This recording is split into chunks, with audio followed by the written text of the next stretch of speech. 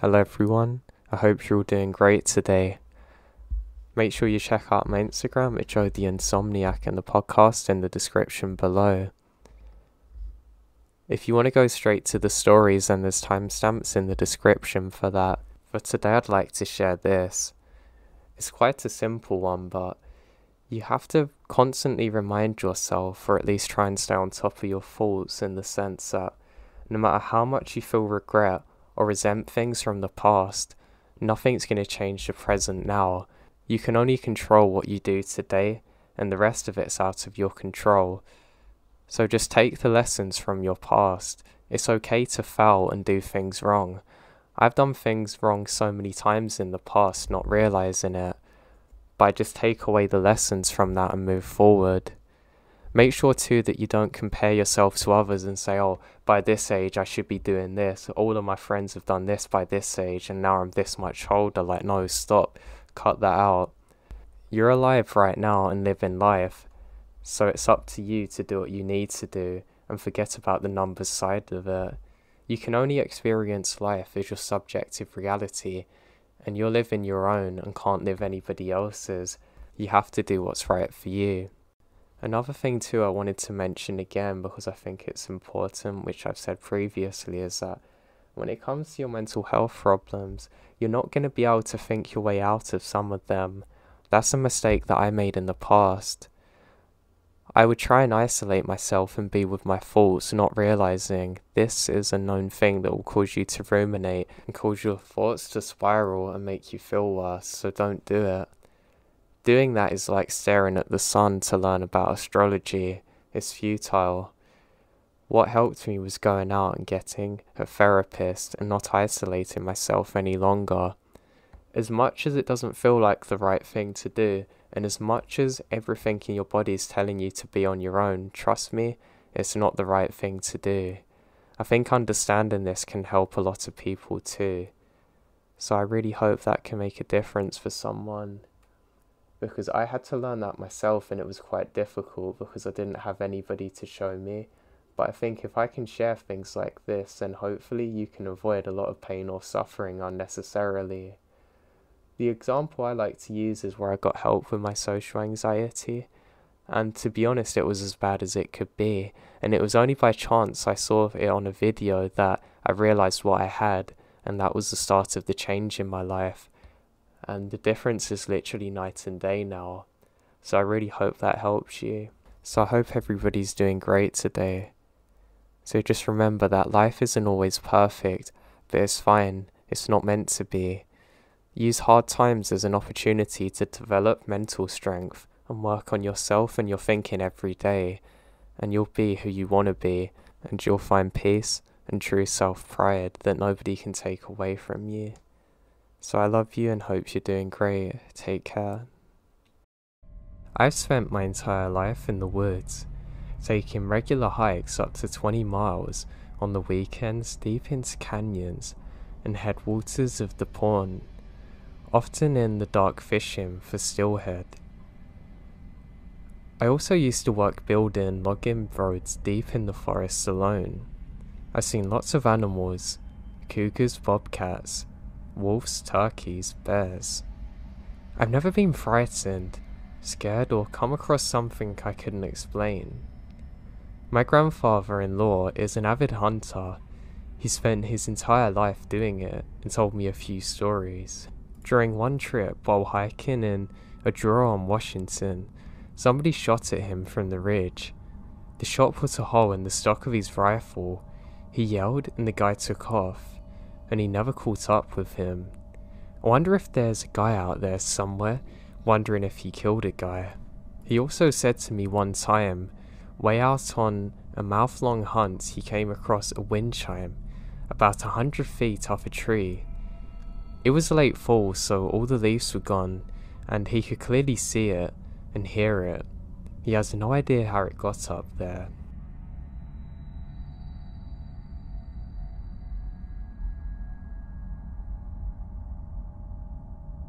My family and I were driving from Ohio to Wyoming one holiday season to visit family about 10 years ago. Due to storms further north, We travelled straight west instead of from northwest at first, and split the trip at Omaha, staying the night before heading up through Nebraska into South Dakota.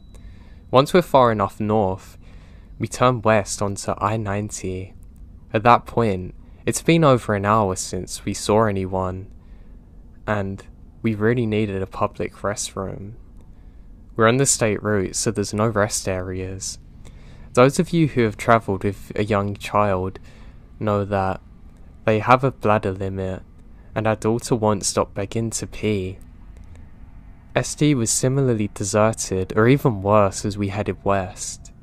Finally, we reach a desperately needed rest stop, as my at the time 5-year-old and I both needed to pee by then. Just as we pull in, the truck that had been following us for a while pulled in too. I didn't think too much of it at first, until I started to open my door. My head was turning to the right when the truck had parked a couple of spots over. My eyes met the driver's, and I just shivered. He was a skinny white guy with scraggly brown hair and dark eyes. I could see he was wearing a dingy/dirty blue plaid shirt. He got out of his 90s brown and cream truck and started rummaging in the bed. I told my husband I didn't want to go to the rest stop alone because the guy's giving me really weird vibes. He thought I was being a little silly but agreed to come with us.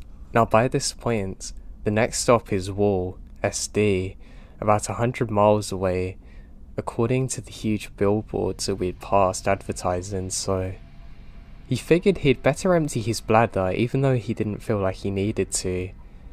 I grabbed our daughter and we headed back inside, followed by the guy who had finished rummaging around his truck but wasn't carrying anything when I glanced back. My daughter and I did our business in the women's restroom and head back to the lobby. As I expected, now my husband's already waiting out there. Now, the old guy was also in the lobby area. He was just standing there staring at my husband. My husband rushes us back to our car. As we're buckling in, he locks the doors and told me that the guy hasn't even went to the restroom. Instead, he was just standing in the lobby the whole time. He agreed with me that we might need to just get out of here and it's probably a close call. However, the story didn't end there. Remember how I mentioned Wall and it's about 100 miles away? Well, that was 100 miles of pretty empty landscape, but a decent number of turn-offs from the interstate. We didn't see the truck following us and thought the whole episode is actually behind us. Except when we stopped in Wall to grab lunch and some snacks. When we get there, we see the guy in the store not even 20 feet from us, same clothes, everything. He starts staring at us and we pay for our snacks and immediately get out of there. I can't believe the fact that he followed us for over 100 miles. Thankfully, after speeding out of there, we never saw him again, but I was seriously creeped out until we reached our relatives in Wyoming safely.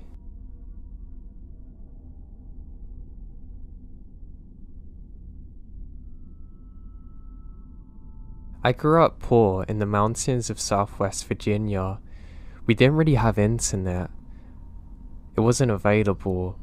We lived in rural, isolated locations, so no kid would actually go out to play with us. As a teen, I would spend most of my time hunting or riding my bike a few miles to the river to go fishing. I was a stereotypical country boy. I was and am completely comfortable at home in the woods by myself, even at night. We had hounds and I took them out alone at night to go hunt raccoons. I went to our hunting grounds and turned them loose, same as I've done lots of times before. I sat down and waited for them. We didn't have the best dogs. They were young and not trained yet. They wouldn't normally find raccoons and would try and go for a deer or a rabbit. After a few minutes, they hadn't opened and that was very odd. I started to walk and call out for them, but I don't get a response. So this is odd. I kept walking and come out into the brush and into a cow field, so I can walk easier and go call them in the next holler over. Now, a holler is a small valley in between the ridge lines. As I come out into the cow field, I notice the entire ride line is glowing red. It was the first time that the farmer was clearing brush, and so he has a bonfire burning. I went to check it out and make sure it wasn't starting a forest fire. As I got closer to the top of the ridge, I noticed the glow was solid and not flickering like flames should. There was no smoke that I could smell. I noticed the sheer amount of light, and most of what I thought was colour is actually vibrant red. The only way I can describe it is a stoplight on a dark street that's casting a glow on everything, changing its colour to roughly that. I froze. This isn't coming off as something natural. Where I am is miles off the beaten path with definitely no electricity. It would have been possible for a lifted 4x4 truck or tractor to get there, but no way would it make this much light without a lot of vehicles lined up with their parking brakes on. I had a 20 gauge single shotgun loaded with me. It happened to have a few shells of a buckshot and some slugs in my backpack. I quickly loaded a slug and held a few shells in my hand, ready for follow-up shots, prepared to defend my life. I was terrified. I snuck home as quickly as possible without using my flashlight. I told my mum and stepdad what happened, but they brush it off, and I'm scolded for leaving the dogs in the wood. I guess they thought I was just lazy and didn't want to go after them. The next day, I went back and looked for any signs of what I might have seen. Now, there was absolutely nothing out of the ordinary. No burnt areas, no tire tracks, nothing. After a few days, I woke up and went into the living room. My stepdad was waiting for me. He jumped up and said he'd seen that light also. He'd been hunting in another location in the opposite direction, still within walking distance. He was waiting for the dogs with his light off when 3 bright flashes illuminate around him and make things glow red. He said it was bright enough that he could have read a newspaper at night. I thought it was so crazy for him to experience it too. We never had another encounter with the red light. I don't know what it was. I'm not saying it was aliens, possibly military or something, but I literally have no idea what this thing was.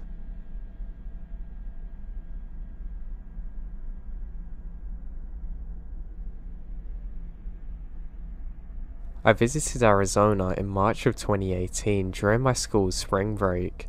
I'd already done the get drunk on the beach thing, so I figured I'd do something different. My uncle, aunt and first cousin lived in Flagstaff and they let me stay there for free, so it was perfect.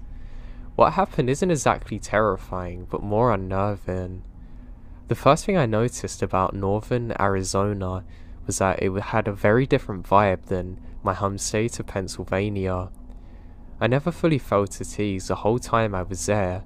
Right off the bat, my uncle told me a few stories about people dying in strange ways and going missing unexplainably. Now, around 2 days into the trip, my uncle and I spent a long day exploring several interesting sites. We went to Walnut Canyon, where there are some cliff dwellings, and then to an extinct volcano called Sunset Crater, where NASA actually rehearsed the moon landings.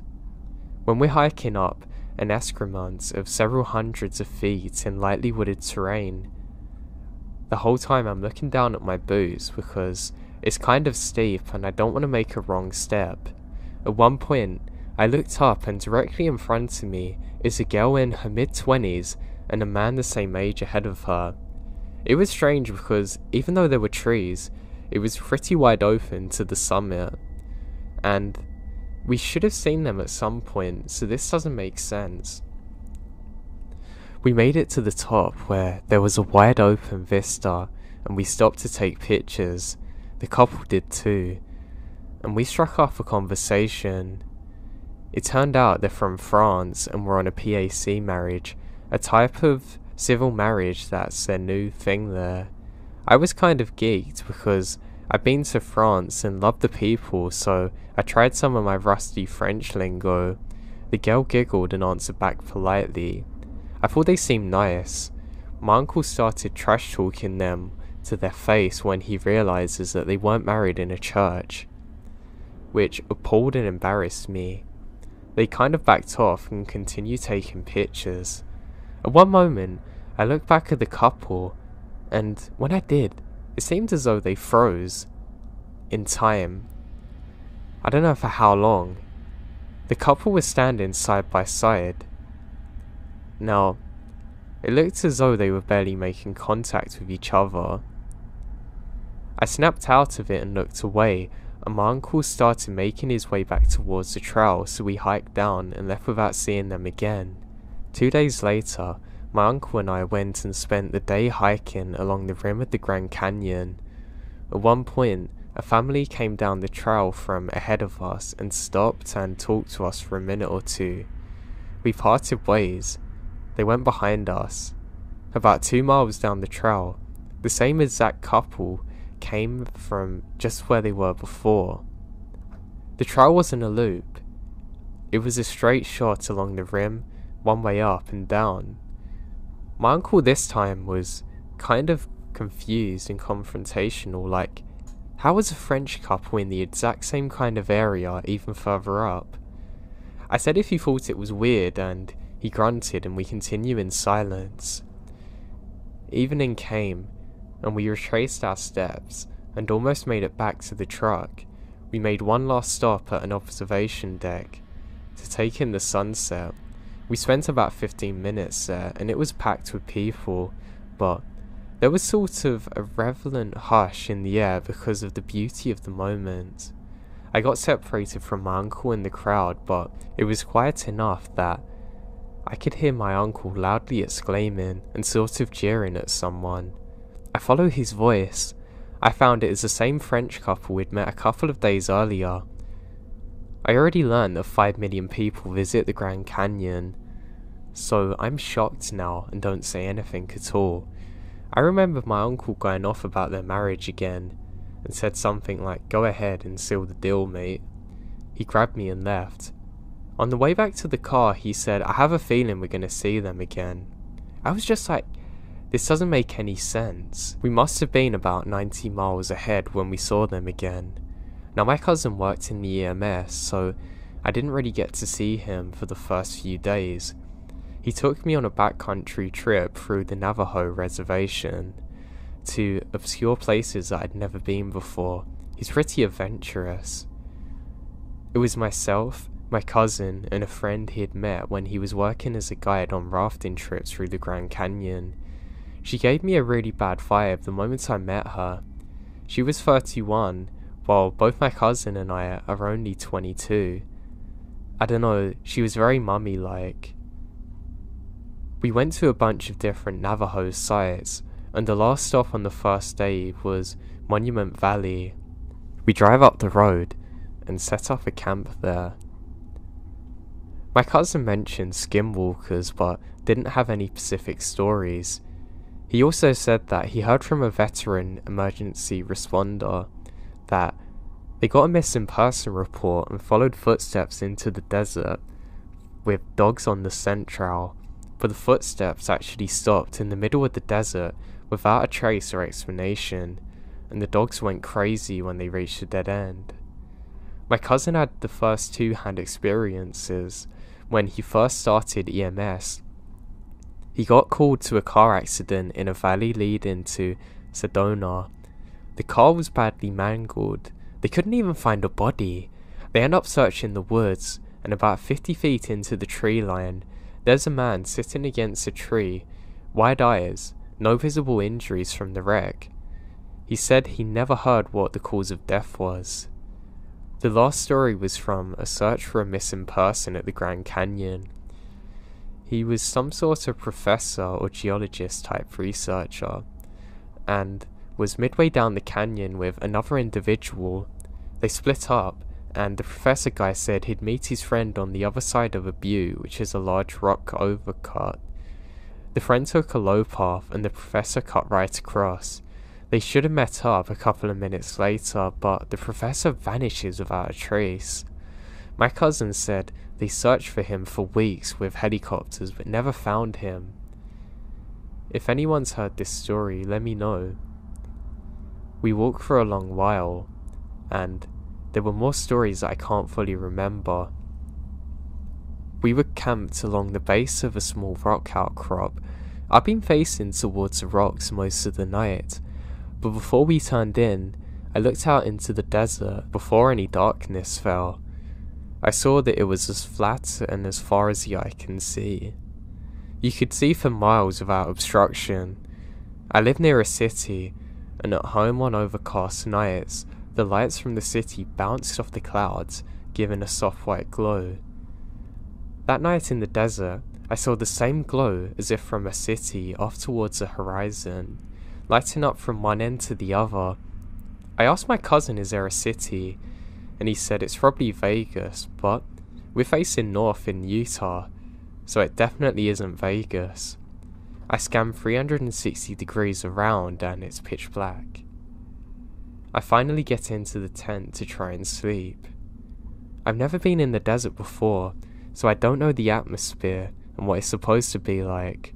I've read a bunch of posts about an extreme hushed silence and stillness.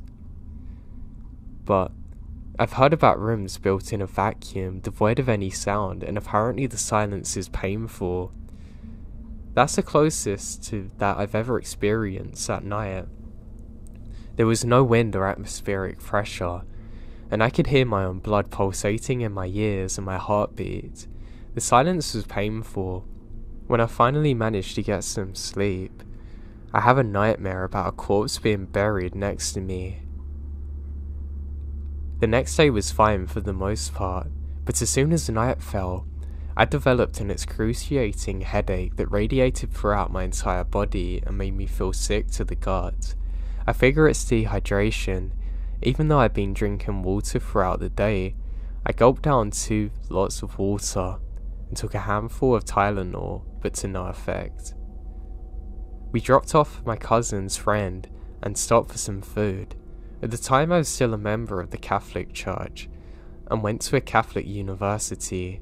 My family I was staying with and some of the others we met, they would tell me I'm very Catholic and it's weird I'm out in the middle of nowhere. It seemed weird. Now, for some strange reason, my cousin took me to the empty parking lot of a Catholic church so we could order some food. It was here that he told me he felt like it was humanity's destiny to kill and make war in an endless cycle, and that he wants to join the military for that purpose.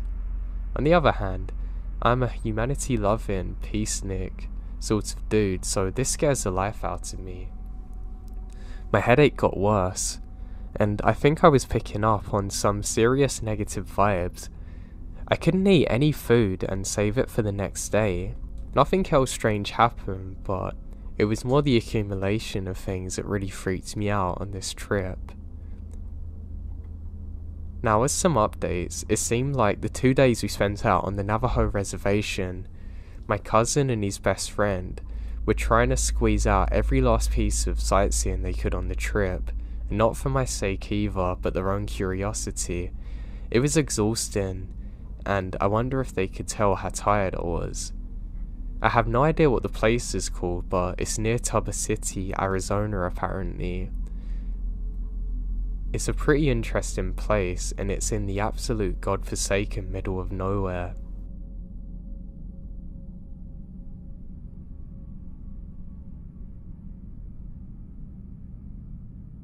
Growing up, I always went to my grandma's house.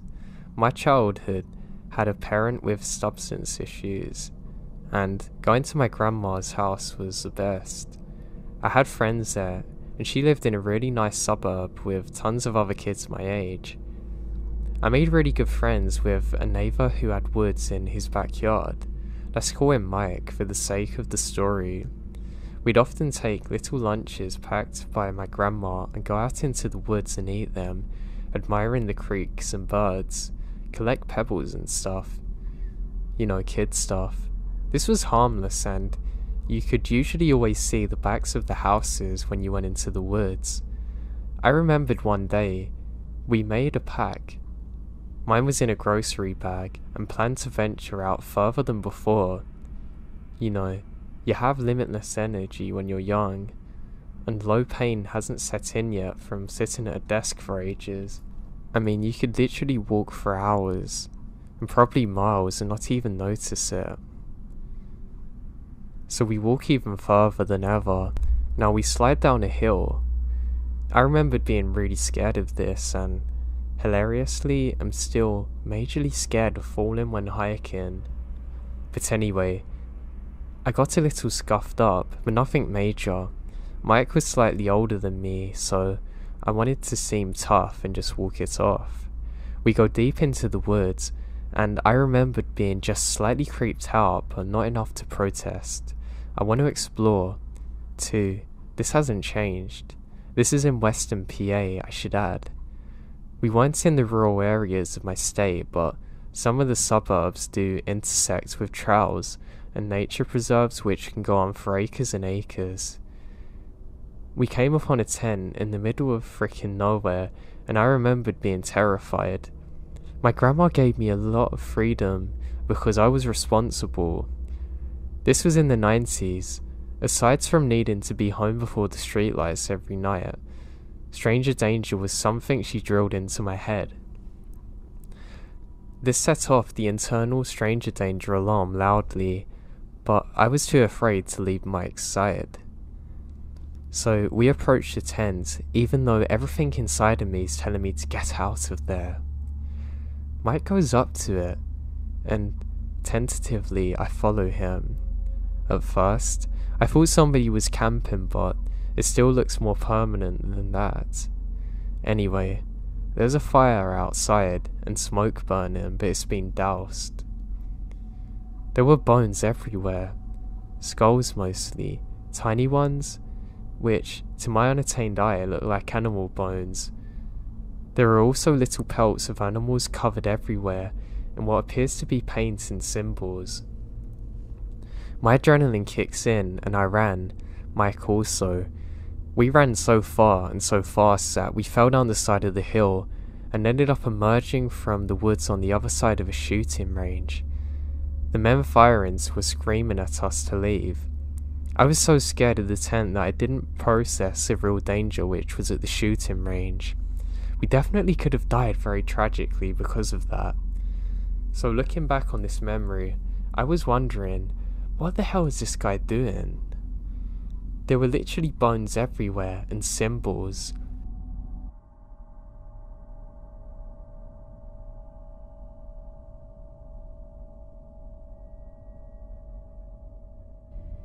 I guess I'll dive right into what happened and not bore you with the unimportant details.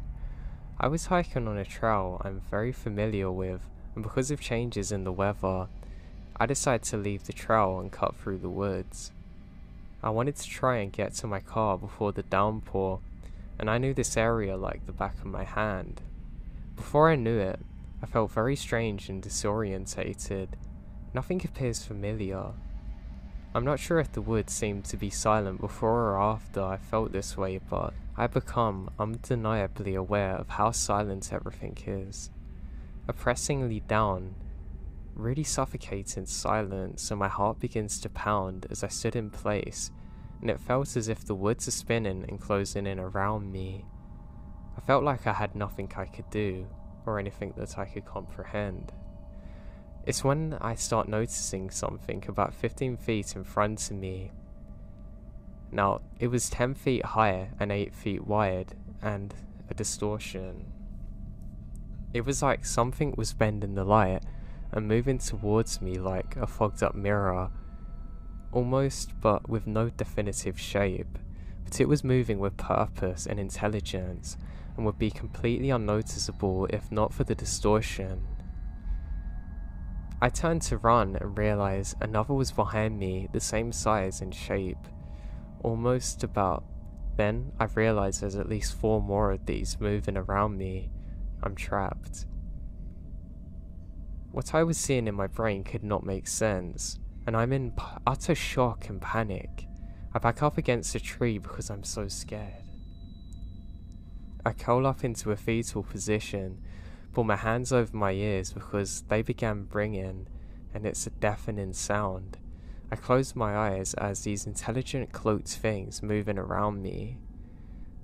I saw a white flash, like what happens if you've ever hit something very hard or been punched well.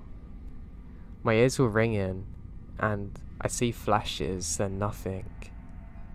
I woke up to the rain falling on me. Hours have passed. Everything was normal and I knew where I was.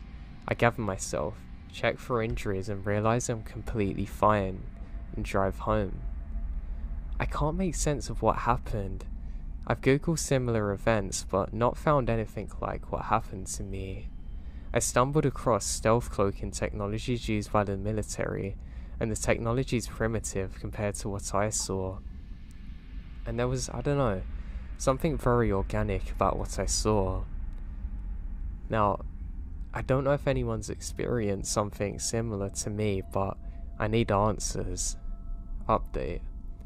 It's really hard to answer everyone individually, but I'm definitely going to be seeing the doctor tomorrow, but I have no history of seizures or other health issues.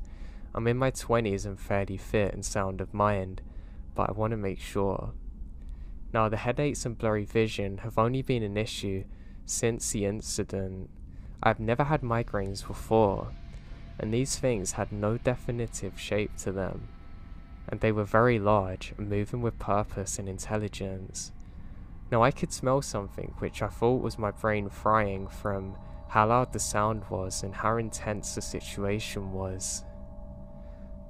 Now I crouched down with my head in my hands, kneeling in the fetal position out of fear and panic before I blacked out. When I closed my eyes, I can see the less than 5 feet away from me. I can smell a sulfuric metal type smell. Then the flash occurred that was blinding and I woke up afterwards. I was considerably dry even though it was drizzling when this occurred, and when I woke up, I realised 4 hours had passed and it was raining heavy, but I was pretty much dry and I can't explain it, but there was some sound during all of this. I won't lie, I'm shook up and freaked out. I'm trying to make a rational assumption out of what happened, but I really can't.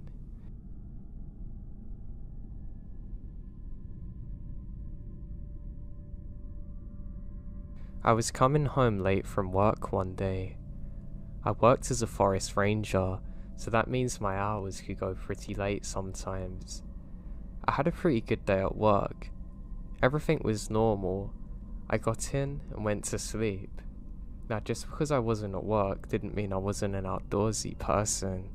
So the next day, I decided to go for a hike in a forest not too far away from where I live.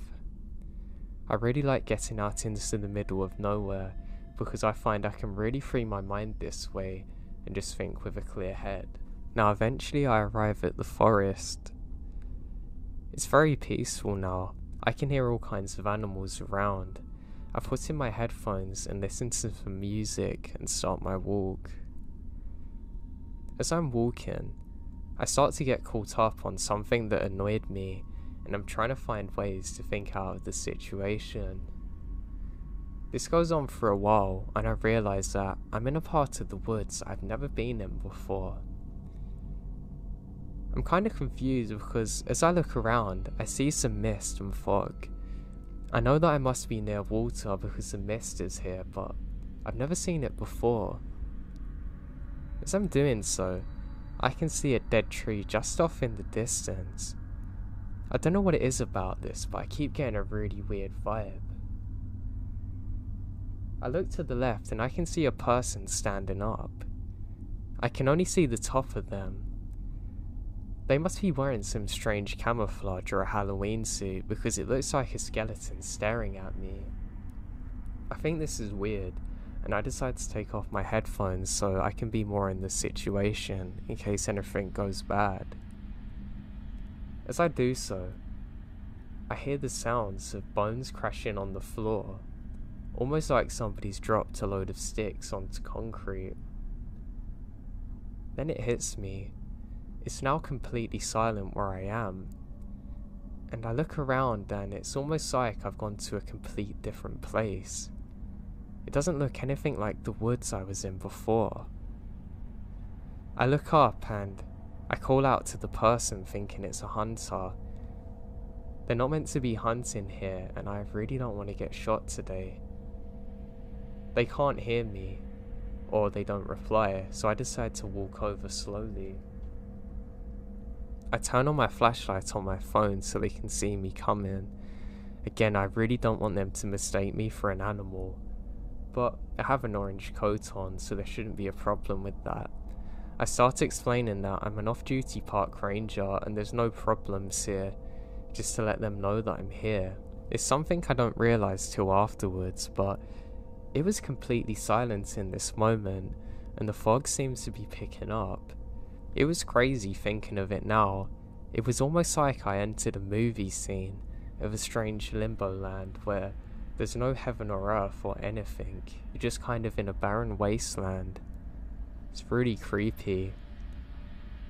I walk up towards where I last saw the person and I realise that they're long gone. But they've left something behind. I think it's a backpack, but I can't tell next to the sticks. As I approach, I get a horrible smell of sulphur. It's almost like a metallic smell. It's very hard to describe. I then see something on the ground that appears to be a large white rock, followed by other sticks. I'm very confused on exactly what this is. I turn it over using only my foot, and my heart drops. These are human remains. Not a fresh body by any chance. It looks like ancient bones, just sitting in a pile. My palms begin to sweat and it hits me that I saw this thing standing just a few seconds earlier before I looked down at my phone. In a heartbeat, I turn round and start sprinting in the opposite direction. The smell of sulphur still seems to be following me. I keep on sprinting through the woods and I don't even bother looking back. Through the grace of God, I find a path that I knew, which I never really travel along, and I keep on running for what felt like hours. I continue on this path and I glance back for a second and catch my breath. The craziest thing is I can't see any fog now, and the sound has all returned.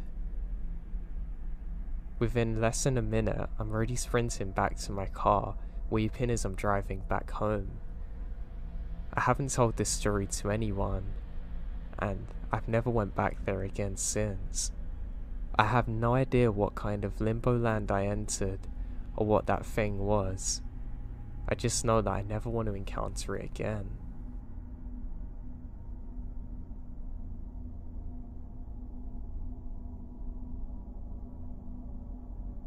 I'm staying in the Pigeon Forge near the Smoky Mountains right now, in a cabin in the woods. There's other cabins nearby though. I was deep asleep last night and my boyfriend was still outside in the hot tub, and he come inside yelling for me to wake up. He said that he started hearing something big moving around the forest. He thinks it's a bear, but he shines his flashlight, and it was like something small moving through the grass that he couldn't see clearly. There were multiple of them, but they were covered by grass and moving in different directions.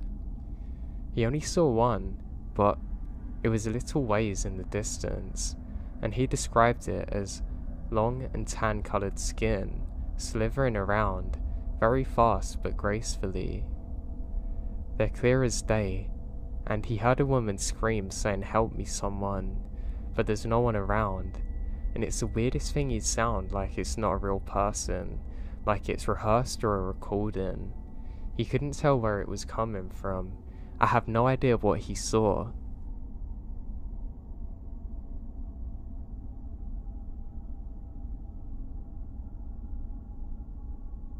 So for a bit of context, I live in northwestern Georgia, US. I'm in the middle of nowhere, on a weird off on its own cul-de-sac with houses only on one side and the woods around it. Other than the cul-de-sac, houses are over 100 yards away from each other. The woods are thick, beginning about 30 foot away from our house. The area is not known to have any bears, no wolves or coyotes, and our coyotes are really small and shy, like the deer. I even contacted our local DFW and they said there's never been anything bigger than a coyote or wolf out here. I take the dogs out in the yard to pee about 2 to 3 times after dark. I put them on a split leash and normally wander around the yard for a bit to let them find a spot, but that's come to an end and I don't dare step off the patio now. For the past few weeks, my dogs have been acting really odd when it comes to going out at night. They want to go out front, but since my landlord doesn't want me to let them ruin the front lawn, I have to drag them to the back door, and they refuse to step out most times, especially my younger dog. They want to stay close to the house and are always very alert. They will lunge towards the woods at random, starting to bark like crazy. I would normally call this off as just wildlife, but it's been getting really weird. And normally, if there is something like a rabbit, they're very easily shushed and redirected. I've heard whatever it is walking right on the edge of the woods. It doesn't have the typical 4-beat walk of a 4-legged animal, and it's not scared of my dogs. I can hear its heavy breathing and the leaves crunch as it moves. It's not scared of dogs at all or me shouting, and it doesn't have to leave. It's always there by 9 PM. It'll be there at midnight, then it'll be there at 2 AM, always at the very edge of the woods, and I can feel a difference myself. Even when I go out alone, I had to grab a patio chair the other day for example. It's almost like I can feel when it's there. I'm normally very relaxed in my yard, even at night, but I'll get that back shuddering feeling that I have to get out of there. Now, my dogs go crazy when inside, seemingly at random, standing at the windows barking out to the woods. I've been out there during the day, looking for things like fur scraps, stag or claw marks, but nothing ever turns up, not even footprints. I've been trying to really find what this can be, but I always end up going in circles with this. As an immigrant, I'm not knowledgeable on local stuff like folklore, but I know this scares the holy hell out of me, so I'm wondering if anyone has an idea of what this could be.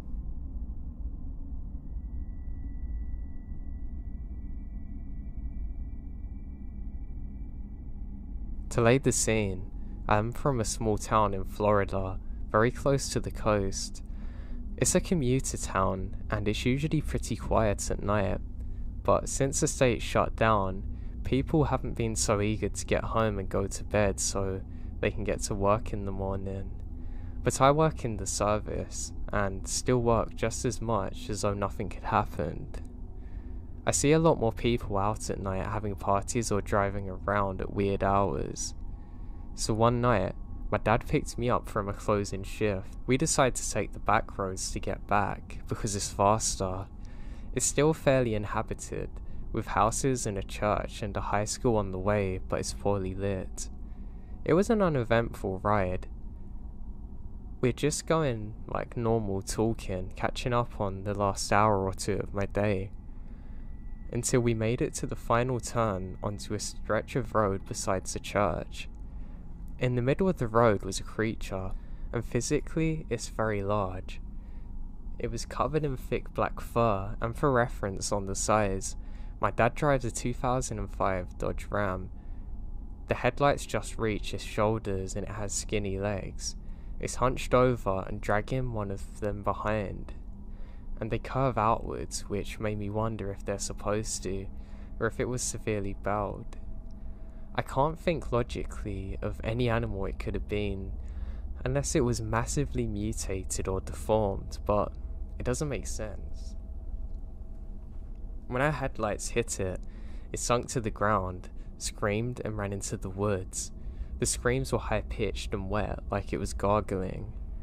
I saw it stumble off the road and hit a tree before screaming again and disappearing. My dad stops the truck and gets out with a flashlight. We only stayed for a few minutes as we're both pretty shaken. We looked for blood or tracks, but there aren't any. But what I remembered is still how weird it was seeing the side of the road and the truck covered in white sand, even though we're not close to the beach.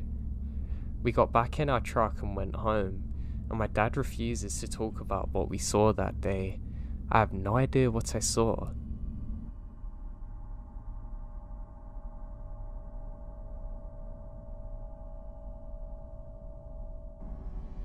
My family owns a lot of land, and on this land we often have problems with squatters.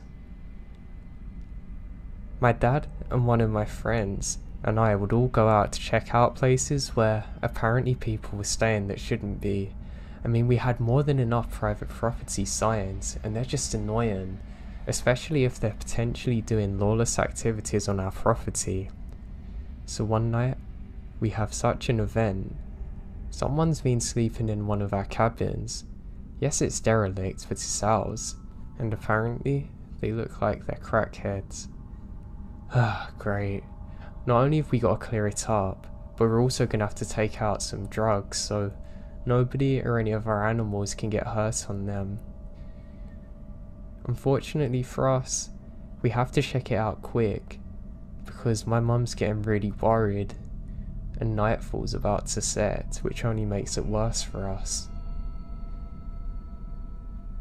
We walk up there, and we're just having a laugh, saying, I hope they're not armed, because I know that we are. All of us have rifles on us, and my dad has a shotgun. If it comes to it, heck, we're going to light them up. I'm not going to take any risks, and the law's not going to be on their side if they're already breaking the law but also trespassing on our property. We get in there, and it's quiet. Just too quiet. My dad said he's going to go outside for a cigarette. I decide to join him. We're really confused because we had seen them a couple of nights ago. They must still be around here. Eventually all of us are outside. I turn my back on the cabin for 1 second and I hear a loud pitched scream. It makes me drop my cigarette.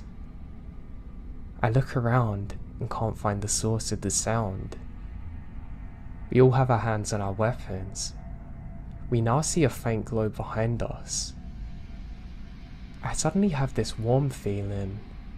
I'm not one to believe in the paranormal, but it's strange.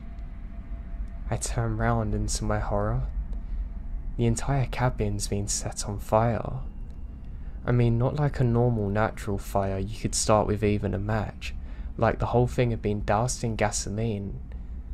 Like somebody was waiting for us to stay in there, heard the door close, and then tried to burn us alive. We never actually found out who did this, but my god, would we have let them have it if we found them. We called the police, but unfortunately, as the cabin had burnt down, there was no evidence in there, and the case remains unsolved to this day.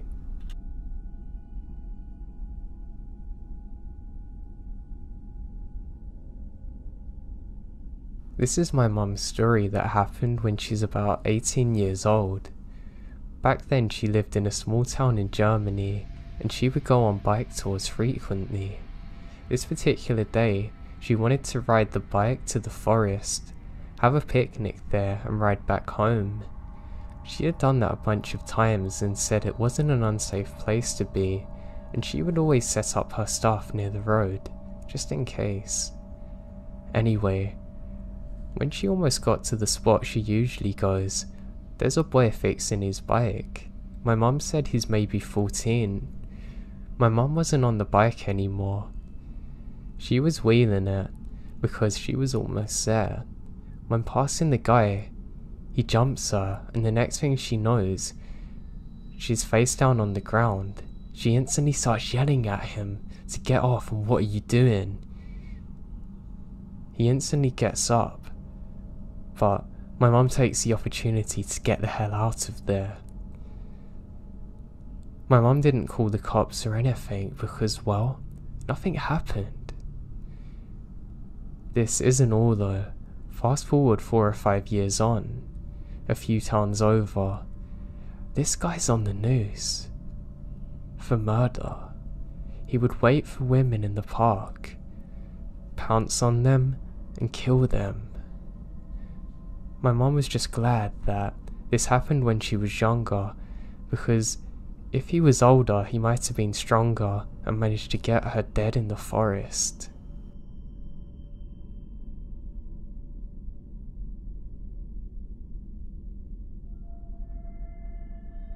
I like primitive camping, and me and my wife go out sometimes by ourselves. We usually bring the dog and spend a couple of nights. This time we invited some friends for drinking.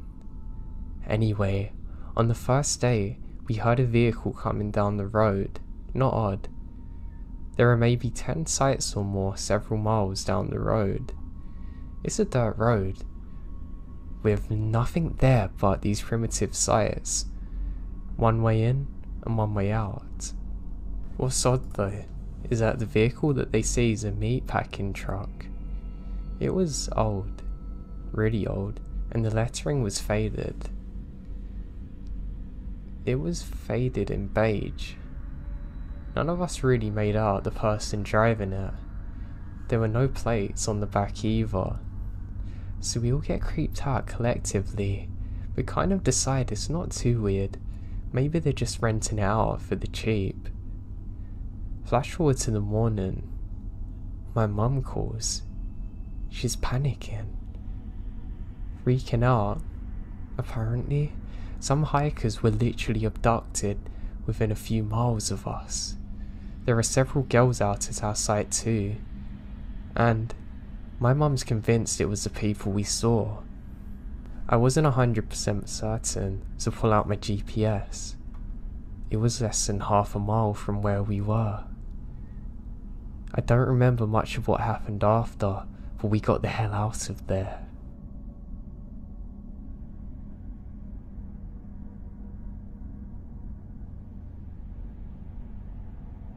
When I was a kid, I grew up at a campground.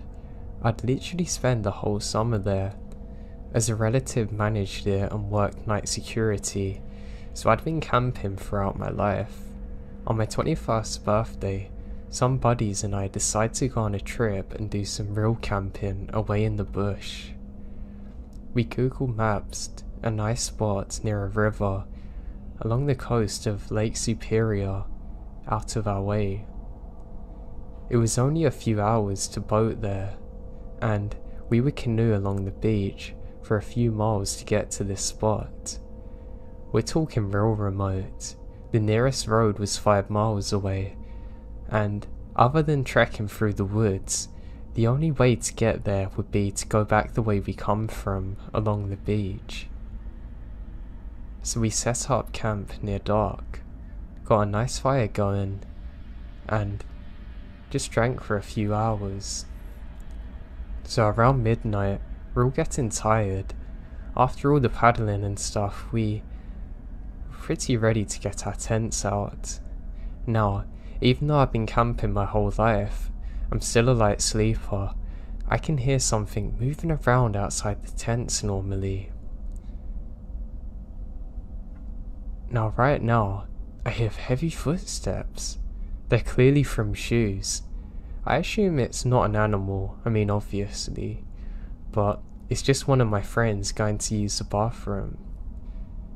Even though I don't hear any zipper sounds to the tent, the steps begin to slowly fade away towards the beach. After about 20 minutes or so, I forget about them and begin to drift off to sleep. The next morning, we all get up and start making breakfast and collecting wood.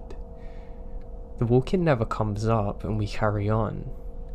Now later in the day, we all head to the river to do some fishing and split off into groups. I'm fishing with the friend in the tent next to mine. When the other guys split off, he starts saying if I heard anything last night. I tell him about the footsteps and he nods. He then tells me that about an hour after they walked off, they came back. I mentioned to him that it's probably someone from camp, and he tells me that he doesn't think so because they never went to the tent. He says that the steps walked past the tent, then carried on into the woods. Now jump forward to the last day of the trip. No steps are heard, all throughout the week. Until last night. We're all settled in nice and early, and we have to pack up our stuff and paddle back. And about half an hour in, I can hear steps off at the back edge of the clearing again. They're kind of faint, but as I can start to hear them more clearly, they picked up the pace until they're at full run. And they storm past all the tents into the beach again. We're talking full sprint, like you're running for your life, and it's loud as hell. This time, everyone wakes up and climbs out of their tents, flashlights and everything. We all jump out, but there's literally no signs whatsoever that anybody ran here. The soil in the area is fairly soft. If it was a deer or bear, there's going to be clear footprints, but a human? That would definitely leave some. Not even the grass was disturbed. I've never seen anything like it. Being in such a remote area, I really think it must have been something paranormal. Nobody got any sleep after that. We all pack up our stuff except the chairs, and wait around the fire until the sun comes up, paranoid and ready. One of my buddies suggested it could be a Wendigo, but I don't know. Scared the life out of me.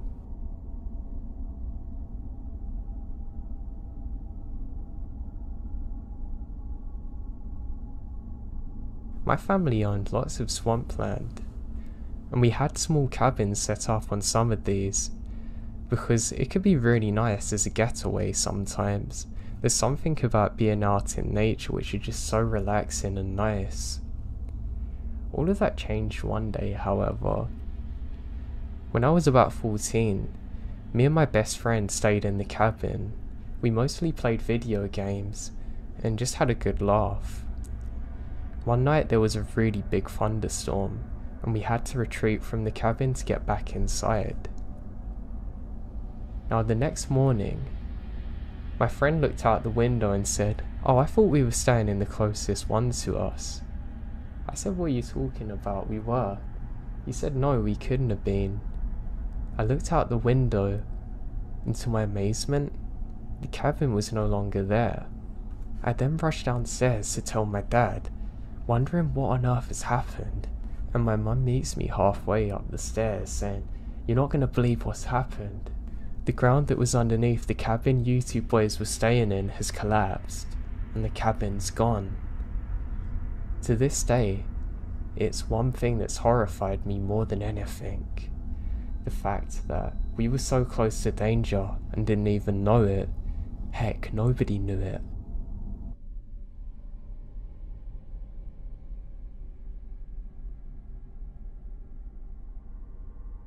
These events took place in the spring of 2014. My friend Samantha and Tanny had finally agreed to come camping with me. The problem is that none of us were experienced in surviving the wilderness, but that didn't stop us. We packed up our gear, loaded up on food, alcohol, and made our way to our location. When we arrived at the spot, Sarah had Googled. We realised that we would have to hike for a while in order to find a spot suitable for camping. We hiked for some time before reaching a clearing. We set up camp and started a fire, opening a bottle of tequila. After some drinking and smoking a bit, I decided to start preparing dinner, so I left Samantha and Tanny by the fire as I was separating our dinner. As I was busy separating, I realised a man's approaching our camp. "Hey there," he said with a thick Irish accent. I was caught off guard as I wasn't expecting to see anyone, but nonetheless, he seems friendly, so I reply, "Oh, hi. I didn't even notice you. Been hiking for a while." "Yeah, for a bit." "What you cooking there?" He gestures to me. I invited him to join us because I'm not rude, and he seems nice. So we walk over to the fire where I introduce him to the others, who seem extremely unimpressed about our new guest. After eating dinner, we kept drinking, but during this time, it was becoming very clear that our guest had really taken a liking to me. He kept trying to move closer to me and was paying little to no attention to my friends. He was only speaking and focusing on me, while drinking his bottle of whiskey. That's when things took a turn and his conversations become weird, making everyone uncomfortable. But it wasn't until he leant over, grabbed the back of my neck and said, "Come on, babe, get rid of these two idiots and come into the woods with me," before I could even react. And then Tanny was already right behind him, trying her best to get him away from me, while screaming like a banshee. I can't remember what she was saying, but she was inventing her own words. It worked. He let go of my neck, took a step back, looked at Tanny, and let out the most sinister smile that I've ever seen. It was something that I can't describe. For that, he had beautiful teeth and a smile, but something about the combination of his eyes just filled me with goosebumps. Even typing this, I'm having the same reaction. He slowly starts walking away from my camp while laughing. I'm absolutely petrified, but decided to quickly tidy up before heading to my tent and hide. I was originally meant to sleep in my own tent while the other two shared, but we all went to the same one. Everything had been quiet for a while, with the exception of Tanny snoring. I was about to fall asleep when I hear twigs crunching and the sounds of footsteps fast approaching us. I lay still, holding my breath, completely immobilized by fear, until I heard my tent being opened, and Samantha let out a scream so loud that it even jolted the Irish psycho, and he jumps back a few steps. Tanny has been woken by this stage, and we're all standing outside the tent. Samantha and Tanny yelling, and I'm fumbling with my phone trying desperately to call the police. He then hits Tanny in the face. I drop everything. I yell, "Run, just run." I held Tanny's arm and don't look back. Importantly, we only have socks on, and we're running through the woods at night, with a psycho chasing us. I ran until I trip over a log, smash my chin down on the ground pretty hard. That's where all three of us stay hidden, low to the ground for a few hours, but it's pitch black. When we felt safe enough, we walk back to the campground and find everything destroyed. Both Samantha and Tanny had everything stolen of value. Weirdly though, my phone is smashed, not even stolen, making me realise how bad his intentions were. I thank my lucky stars I had no documents that could identify me. The last thing I wanted was him knowing where I lived. We don't waste any more time and ran back to our car as fast as possible, occasionally injuring ourselves on the way as we can barely see anything. We get to the car and I'm trying to start the engine, which is doing that sound it makes when it's about to die. When he sees us, he suddenly starts running out of the bushes towards us, laughing. We all scream hysterically and I floor it. God, I'm so scared. I drove like an absolute maniac until we reached the next town over, only to discover that my car's been tampered with and is leaking oil. God, it was done by that psycho. We eventually get picked up by Tanny's dad, taking us to the police station immediately. and unfortunately she broke her jaw in 2 places, and they never found him. I hate the fact that he's not being caught. For all I know, he could still be out there lurking on people, just like he did with us. I know that situation could have ended so much worse. Like I said before, the part I hate in all of this is that he smashed my phone, making sure there was no trace of him or his location. He wasn't even willing to steal the phone because he knew the police could probably track it. God, it makes me sick thinking about this.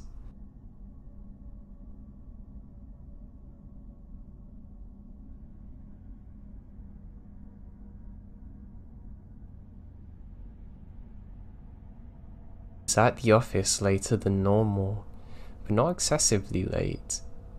I left at about 6 and realised I needed gas, so I stopped at the 1-2 minutes from my job.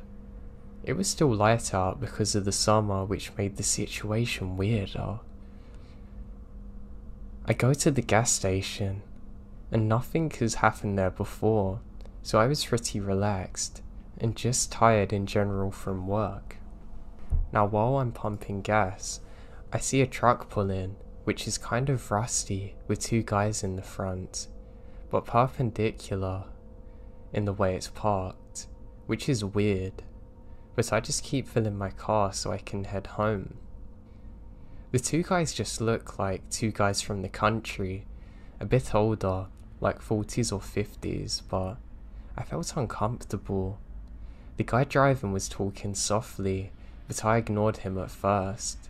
I didn't realise he was even trying to speak to me. The guy then yelled at me, which catches me off guard. I think I said something along the lines of, "Can I help you?" The driver was motioning for me to come closer to talk, which I didn't because it feels off. The guy finally spoke at a normal level and said they're looking for the shortest covered bridge. The country I'm in is known for this. This wasn't too weird of a question, but it's a little hard to point out without a map. I briefly told the guys the directions from the gas station and was grabbing the receipt. This is when all of the red flags go off in my head. He, the driver, asked me to lead them there now. It was out of the way and I say hell no and get in my car. He then starts screaming at me to get in their truck. Now this really scares me. He then starts to get out of his truck. I haven't got time for this. I floor it. The truck doesn't move, so I have to back out. I was worried about them following me, and they did follow my car, but I quickly take a few random turns and manage to lose them on the highway. Oh, the whole time the passenger was staring at me too.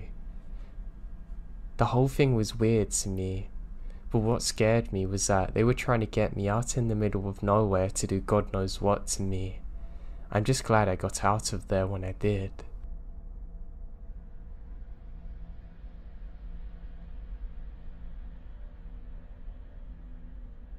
I was a little young when this happened, so I don't really remember it. So this is a story my mum has told me. When I was around 5 or 6, my family and a family of friends all went camping together in New Hampshire. Each family had a camper, and we all set up at one campsite. The campground had a playground, a lake nearby, and there was always something going on. One day, me and my friend Keisha, who was around the same age as me, were playing on our campsite as our mums talked outside the camper, keeping their eyes on us. At some point, an old man came walking by our campsite. He seemed like a normal guy according to my mum, but then he started to walk up and start a conversation with our parents. He said he owns a campsite a little way down the path, and that he has his own little playground in the backyard of his camper.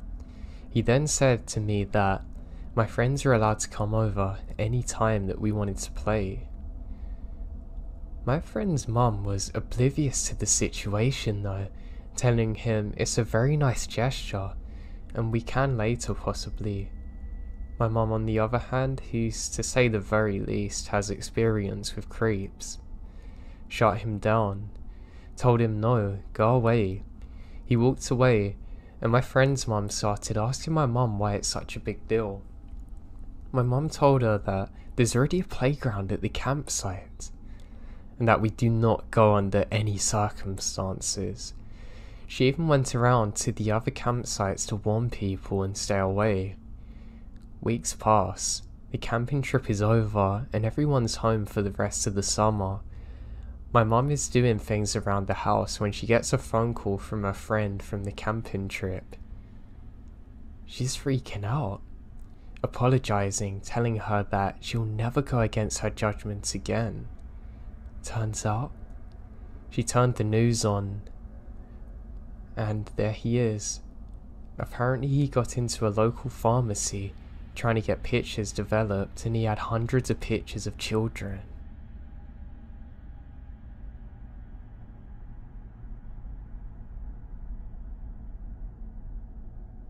So this actually happened today.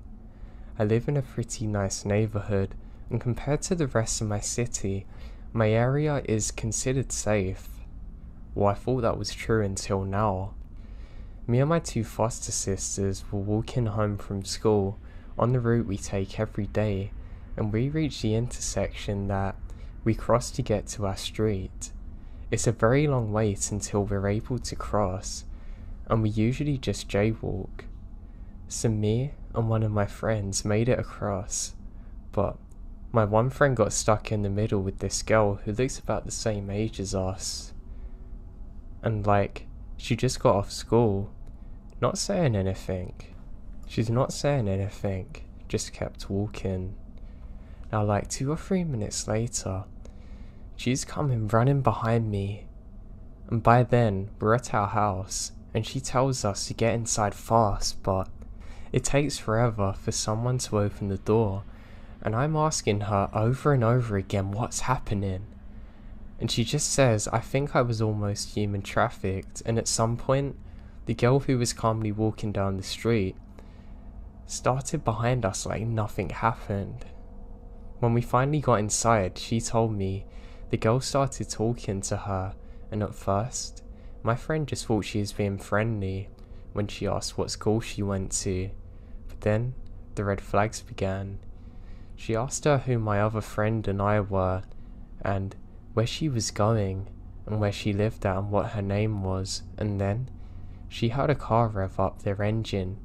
She turned around to see a white van parked in a small parking lot across the street with 3 men in it, and the girl also looked, and started speaking faster, asking her if she wanted to walk home with her, and it's only down one street. Finally, the light said walk, and she took off. But that girl now knows where we live. But thankfully, my friend saw the red flags and didn't give away any information, or didn't agree to walk with her. And I know it may sound like maybe this girl was also scared, but when she walked past our house, she looked completely fine, like nothing happened. Like she was just a girl walking home from school. She didn't look at all unusual. We have yet to tell our parents what happened. I just pray I don't see that freaking van.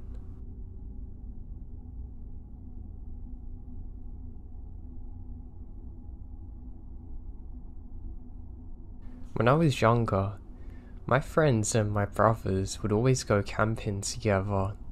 We weren't too old, and we didn't live too far from a big field and lake. It made great camping though, because it was away from things but not too far away from home. We had one incident, however, that is truly unbelievable, and it made us all never go camping again thereafter. So one night, we're all having a great time doing some fishing in the lake. We have our fire going, and we're just talking about random stuff when suddenly we hear a clicking sound from across the water. Now I can't pin down exactly what it was, but there was something very off about the sound. You could tell an animal wasn't making it, but we're literally the only people there. Anyway, we continue our fishing, and nights fell. What's stranger though, is the clickings persisted for well over an hour now, and that doesn't make any sense. My buddies are starting to get quite paranoid now because it seems to be getting louder. It's almost like, no matter where you go, the clicking seems to follow you. I decide to investigate, and so does my brother, and we both stand up simultaneously. As we get up, we can see a figure across from us on the island in the lake. He looks freaking massive though, like at least 7 feet tall. It's so ridiculous, I don't even think it's a real person. We laugh about it, saying, oh yeah, the tree scared us. But then the clicking starts even louder. We can now see there's a small fire on the island too. That come out of nowhere. Nobody saw it before. That makes no sense. And then it goes out suddenly. We both scream and look at the rest of the camp, who are also gathered on the shoreline looking at what this thing is. And then, almost on cue, the second we stop screaming, it starts again for 4 seconds, then goes out again. And this illuminates a figure slightly. You can't see it well because whatever it is wearing a robe, but it's an actual thing there. The fire goes out again. We all scream and run away from there. I was so scared and worried that my mum or dad would go out to investigate with the other parents and get hurt that I didn't even tell them. Nobody did. Even 15 years on, it still haunts the life out of me to this day. The thing is, we know nobody was on the island because we could see it was clear during the daytime, and we never heard a boat go in there. It's literally the worst experience of my life. I even have goosebumps now thinking of it.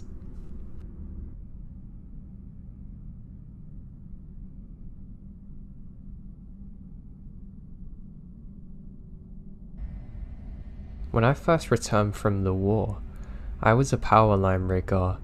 This was on EHV lines, which are extra high voltage, the kind on top of the steel towers. Those are transitional lines, not sub-transitional like most inner city lines. So anyway, I had a job during a heavy windstorm in 2008 to go out and repair some lines near Colorado and the New Mexico border. It was great pay, since it was an emergency call out, so I agree. I met up with my crewman and head down from the Colorado Springs area. We get there at around 9 PM and start getting to work. Windstorms are notorious for failing lines, but not EHV or UHV lines, since they are rigged differently. When I crane up to see the broken link on the tower and inspect the damage, I remembered seeing over the tops of most trees. I observed the view for a moment and saw some nearby lights from a campfire. As soon as I saw the lights, I hear yelling coming from that area. Now it must have been about 300 yards away, but I hear a woman yelling. She kept saying, "Someone please help," over and over again. I crane down and start yelling for the guys. They heard it too, and were asking questions. This is really odd. We never see anyone out there. I told them about the campfire lights coming from the direction our trucks were facing. We jump in one of the smaller trucks, since it's a 4x4, and head down the road. We look everywhere for the light, but don't see a thing. We drove back and forth, and then back again and slowed down. We rolled down the windows and stopped the truck in the area where the light should be. We all heard moaning sounds coming from the right of our trucks, so to the north. It sounded like 2 people are having heart attacks, and I mean really loud. So now we're on edge. The site supervisor was calling the police now. Given the general area we're at, they told us to check to see if we feel safe. Because I have the war veteran attitude, I decided to look. 2 guys came down with me, and our supervisor stayed with the truck to wait for police. Apparently, they had a station not too far, like 15 minutes or so away. I armed myself with a pickaxe, and the other guys had conduit pipes like 1 inches. We all started walking through the trees with our headlamps on, because it got really dark now. The moaning's still coming from ahead of us. We got through the trees into a small clearing. It looks empty. The moaning stopped. We checked around and hear nothing. We went back to the truck, and as soon as we got there, we heard the woman yelling again, yelling the same thing. Someone please help. It was just to the north of where we were. One of the guys yelled back saying, "Where are you?" and gets no reply. Then we hear her scream in pain, and nothing else. We're already running back north and called the police, but they've showed up. They must have seen us running north because 2 of them came after us. We stopped in the field area and they stopped with us and asked what was going on. We told them. They helped us look around and saw nothing. We walked back to the truck and didn't hear anything else. They said they would hang out for us and check if anything else happened, so we get working again. The police are now parked next to each other, talking while we worked. When I craned up, I can't see any campfire lights or anything. We did the job. Took about an hour and a half until we're done. When we were packing our tools to head out, one of the cops left, and the other comes with us. He told us that, just to the west, there was a small plane that crashed, and people burned to death. He said the police and paramedics got to the scene, and the fire's still going. He told us about how 2 bodies were found away from the plane, crawling away from it. And one of the bodies is still there somewhere buried from the 70s or 80s. Yeah, we packed up fast and got the hell out of there. Now I never saw a fire, just light on the trees. Now I can't tell you how creepy that stuff is to find out afterwards. And the voices and moans were so clear. I always kind of believed in the afterlife after this, but God, did it mess my head up. I'm so glad other people were there to experience it though. The cop believed us too. But didn't hear anything about reports of a fire or anything else in the area afterwards.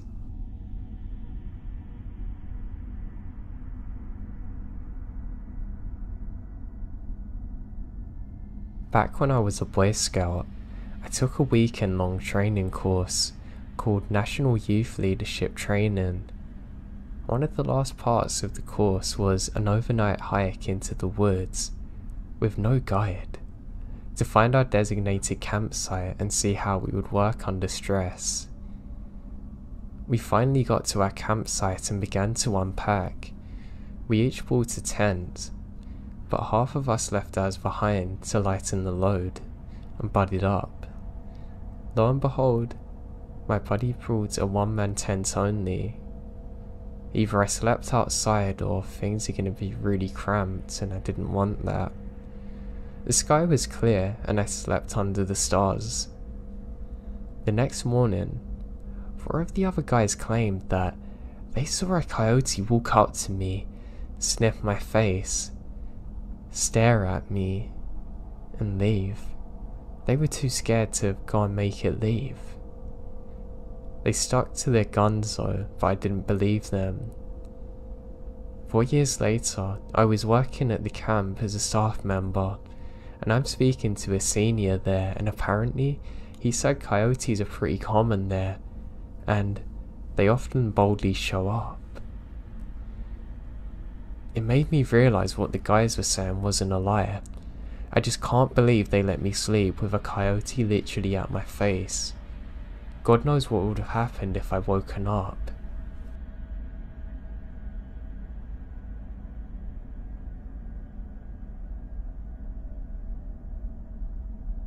I went camping with some friends near Lochmond in Scotland. We set up camp about 3 miles into the woods near a small river and got the fire going to cook some food we brought with us. The site is very remote, but in the evening a couple of guys hiked through and stopped to chat with us. They're from Poland and seem friendly enough, but ask a lot of questions about our group, how many we were, etc. And I'm a bit suspicious, but I put it down to being from different cultures. It's around 10 PM. I start to feel very ill, and I'm thinking, is it possibly from food poisoning? Now, I'm very confused about this because I'm sure the food was cooked correctly. My friends are all pretty drunk, and I had drunk about 4 or 5 cans of Budweiser. Stupidly, I packed my bag after throwing up hard for 15 minutes and decided to hike back to the main road, watching light fading in the distance. I'm about a mile into the hike back. At this point, I've been sick twice and am completely sobered up by throwing up so much. I've got sports bottles full of water. I now stop to rinse my mouth out.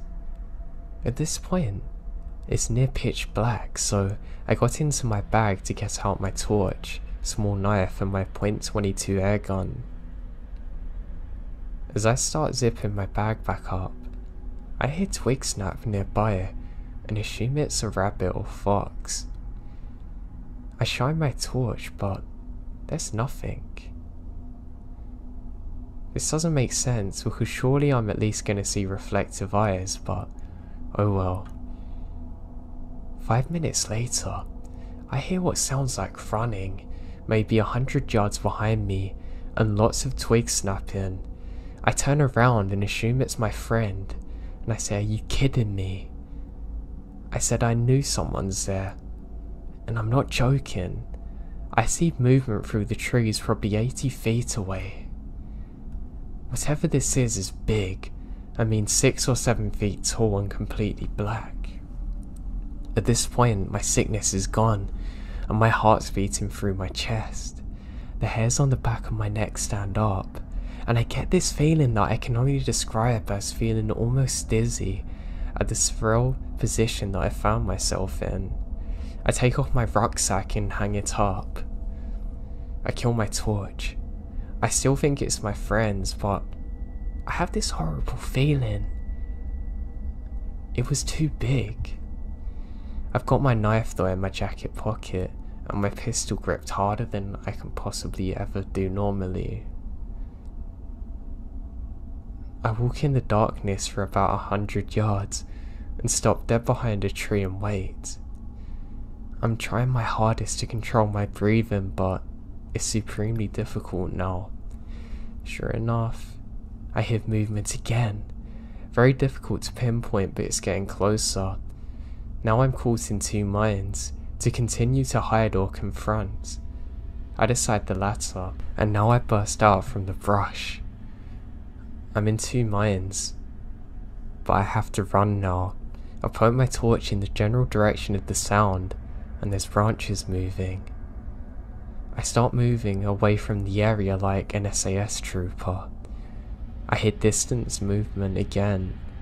Lots of twigs breaking now, from heavy footprints. I don't see anyone now, but I know I'll shoot them. Silence now. I wait a few minutes and head back for my backpack. It's not hanging over the branch anymore. It's on the ground. That's the scariest part for me. Whatever I've been chasing could have never beaten me back to my bag. So something or someone else moved it. The branch is intact, which doesn't make sense either. At this point, I travel out onto the main road pretty sharp with no incident. I call my fiance, who quickly picks me up, and I'm violently sick. I believe it's from fear. I tell her about what happened and she's freaking out. To this day, I still don't know exactly what happened. I do know I was terrified and I'd never experienced anything like it before or since.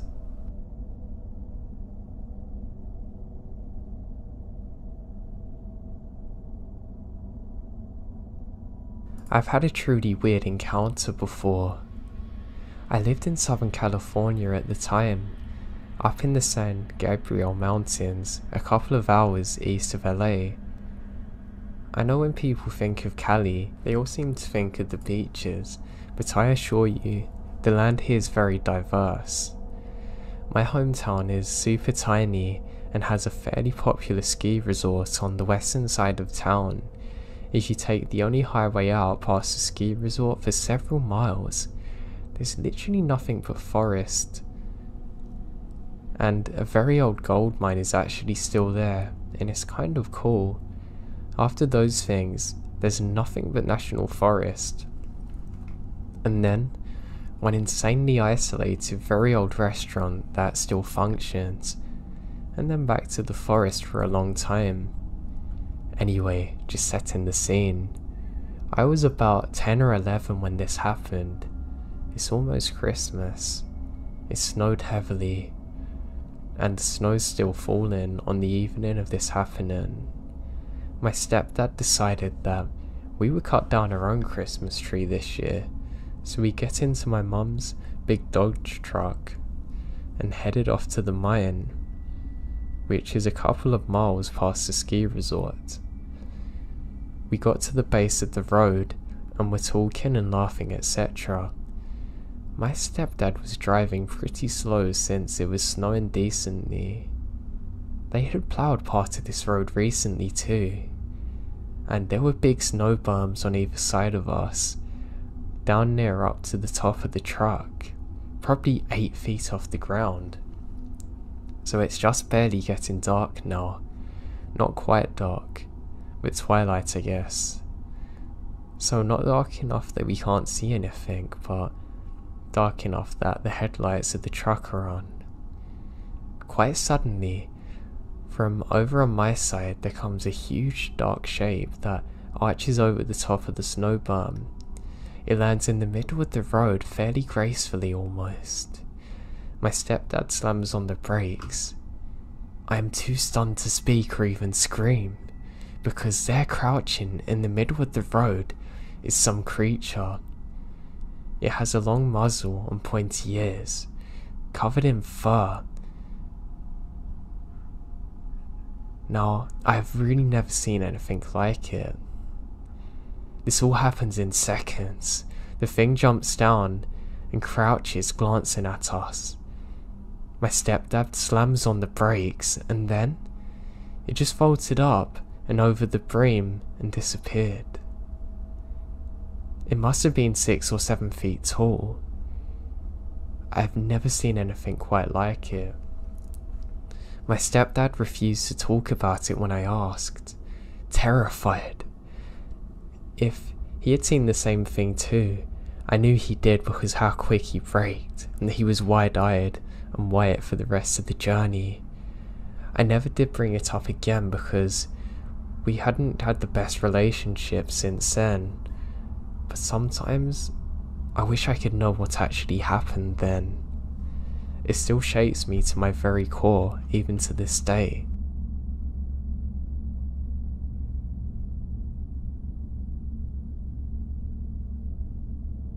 I live in the foothills of the Appalachian Mountains in northeast Georgia. It's a beautiful area with hundreds of miles of national forest, some great state parks, and tons of fantastic camping places. Unfortunately, my hometown is also relatively poor. Or there are some of out-of-town residents from Atlanta and other places. A lot of the people from where I am are really poor. I do freelance work as a technical writer, so I do a lot of work online. If I didn't have that going for me, I'd have to move somewhere else. It's just one of them small towns that will rob you of your ability to accomplish anything in life if you stay there for too long. No opportunities or chances for the people that fairly deserve it. And nothing for miles around. Like, honestly, you're trapped there. I hated it. To the east of my town, there's a massive national forest.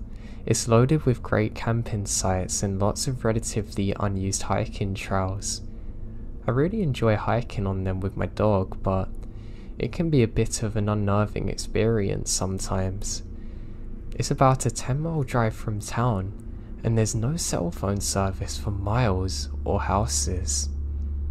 In the past, there's been a lot of vehicle break-ins on the trailheads. I mean, literally, the gravel there is littered with bits of broken glass from what I can only assume is break-ins. Sometimes, there's really shifty people hanging around those trailheads or just driving around out on the forest roads. There are really rough roads, and you'll see these beat up $500 cars barreling along them that are meant for a 4x4. Some of the people you see in the cars look like the guy that got crushed by an ATM in Breaking Bad. All that said, it's still a great place to camp. However, you have to be careful.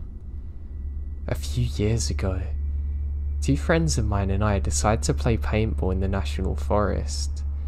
We decided to turn the paintball expedition into a camping trip, so we can play the next morning also. After a pretty uneventful day of shooting paintballs at each other, we drive a couple of miles to one of the most popular camping spots. Sadly, a church group or something had taken off all the spots. This really got us annoyed. This was really the only camping spot that we're familiar with, and it's getting late. We decide to keep on looking, so we drive for about an hour further into the woods. By now, it's getting dark, and we're getting worried about finding a spot. We all had GPS on our smartphones, but no service of course. We turn off onto an unfamiliar road that isn't in very good shape. In fact, it looks like the Forest Service rangers used a backhoe to block off the road with a mound of dirt. A broken metal barrier lay in the woods nearby. That being said, it looked like a 4x4 had been going over the mound, so it's worn now. Our F-150 had pretty high clearance, so we decided to go over it. Now, there was an old gravel road on the other side, and the road was pretty much clear of debris. We drove for a few miles down the road, coming across an opening next to a creek. There were some blue traps hanging over a plywood nailed to a tree. That's odd. That said, it was pretty much dark now, and we didn't want to keep driving around all night looking for a camping spot. We left the truck light running, and we set up in the tent. After we set up, I start noticing there's a lot of trash in the woods. I see a green bottle on the ground. I took a look at the label and see that it's a bottle of some home and garden insecticide. I was really tired now and thought someone was dumping some garbage here.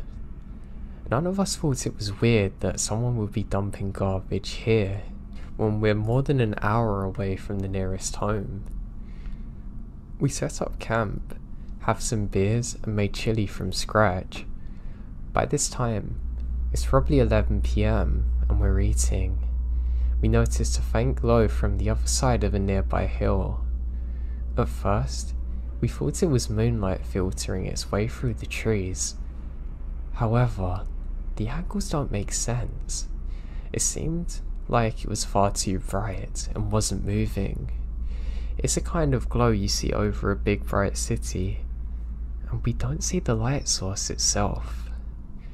Since there were no other access roads in the area, we decided it's not campers. The hill was about a quarter of a mile from our campsite, and we investigate. Under normal circumstances, I wouldn't have done it. However, we had a few rum and cokes in our stomachs, and two of us decide to look. My other friend decides to stay. He's gonna do some popcorn on the fire. So we start walking towards the light source, and the situation gets stranger.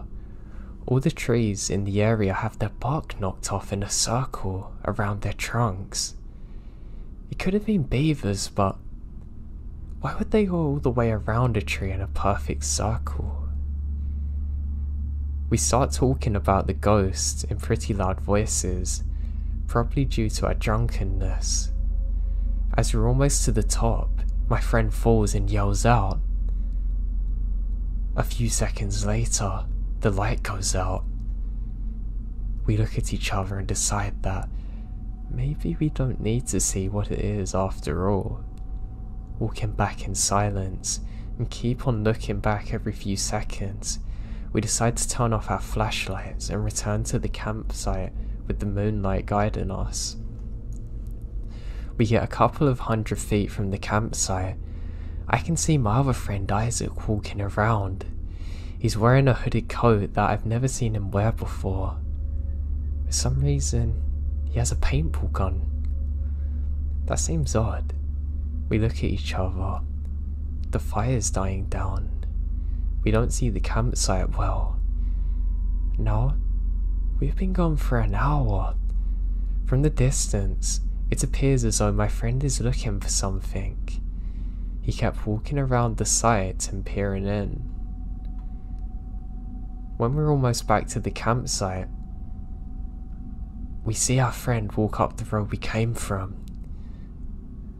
We figure he's went to the bathroom and didn't want to wander through the woods like us. When we got back, we sat next to our fire waiting for him to return. All of a sudden, we see him lurch out of the tent and vomits. After we left, he had a few more drinks apparently. We ask him why he's wandering around with the paintball gun, and he gets a strange face and says, "They're locked in the cab of the truck." "Did you unlock it?" "No." We go to the truck and enter the door code and see our paintball equipment just as we left it before. The keys to the truck are hidden underneath a magnetic fob. I get a sinking feeling. What were you doing after we left? I watched a movie then fell asleep. But wait, you were walking around with a paintball gun, right? Did you just change jackets? He said he'd been in the tent the whole time, wearing the same unhooded fleece. Someone had been walking around our campsite, and it wasn't him. At this point, of course, we're all too drunk to drive, but we decide to go ahead and pack up and go back to my house for the night. We don't bother packing up the tent, we just fold it with the sleeping bags and think, heck, jumping in the F-150. When we get up to the dirt hump, we see something grey blocking our path. The metal barrier that's been laying in the woods is now erect. By this point, we've all sobered up. No one wants to get out of the car to try and move the barrier. I had a metal guard on the front of my truck, so I slowly tap it. It falls over, and we drive very slowly over it, terrified we're going to pop one of the tyres and be stranded. It didn't. As we drive down the road, we see a vehicle following us with its lights off. It's probably 1,000 feet behind us, but we keep catching glimpses of it on the moonlight. I now begin to drive as quick as I possibly can. The vehicle keeps pace. It doesn't get any closer though. It just stays 1 or 2 turns behind us, but always follows. After 45 minutes of speeding, we get back to the main paved road. I start to drive everyone back to my home and decide to go a different way. I've never experienced anything like it in my life. Rural camping can be very dangerous, and we've never went back there since.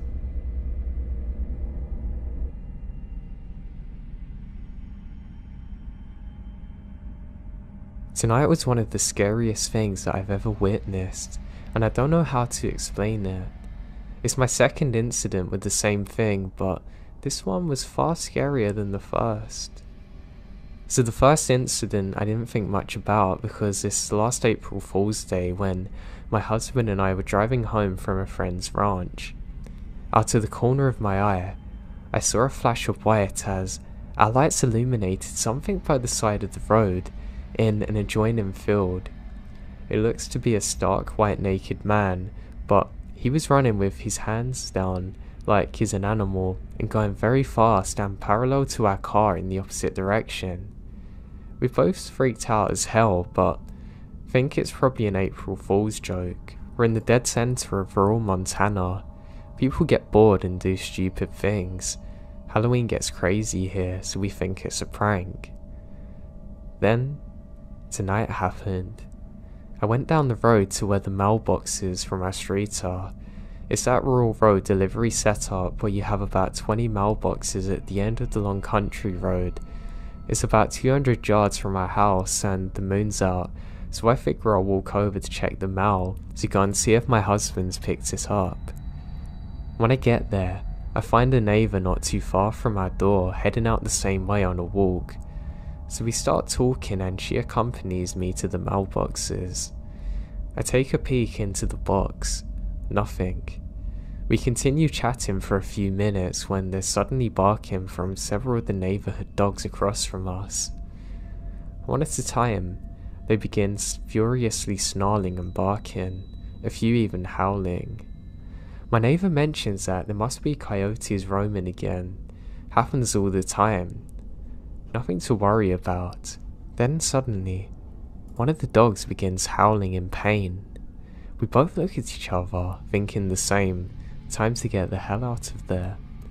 We start walking a bit briskly when she turns to glance over her shoulder for a second time and stops.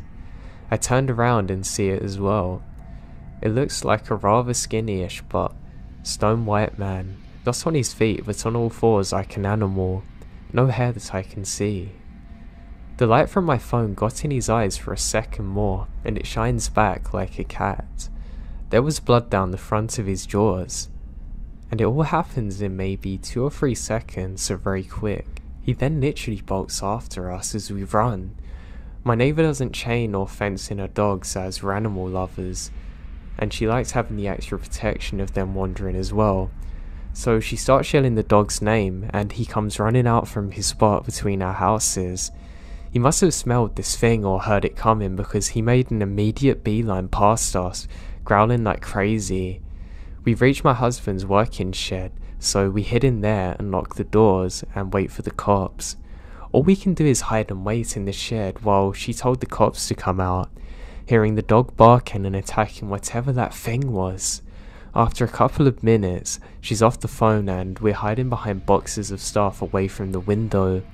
I don't know how long we're there, but before she whispered that the dog isn't barking anymore, and suddenly they're not making any sounds.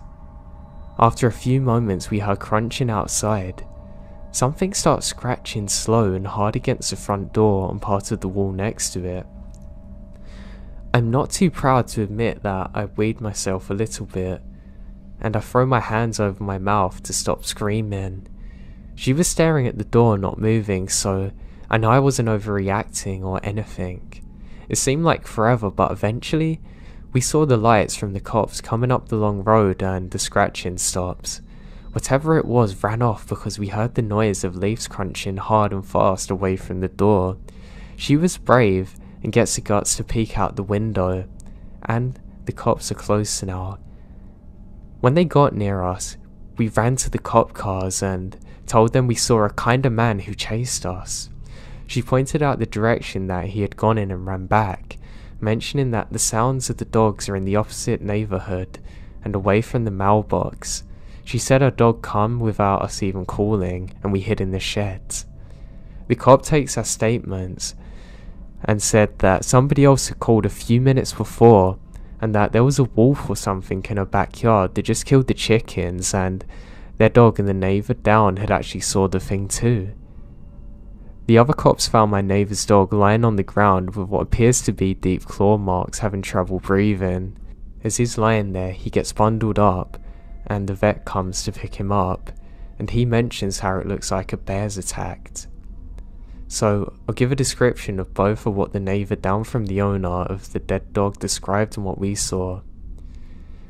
The neighbour said it looked like a stark white naked man, tall, wearing the skin of a bear or bison, brown furred and head attached, blood coming from the mouth and around the chest, very long arms. She caught him crouching over the dog, turns on the back porch light, and he ran off. What we saw was a pale man without hair, with long arms, eyes that glows like a cat, very quick, reddish glow, animal looking. When he started running after us, it wasn't awkward like a guy trying to run on his hands and feet. It looked like a person now, but it wasn't.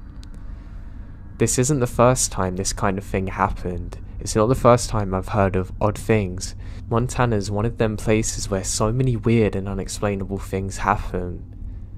But it's not the first time something odd's come after me in the dark. It's been a couple of hours and I'm still shaking. If that was me, I'd make the skinwalker bleed if it touched my dog. I would literally fight to the death over my dog. Skinwalker would be running from me.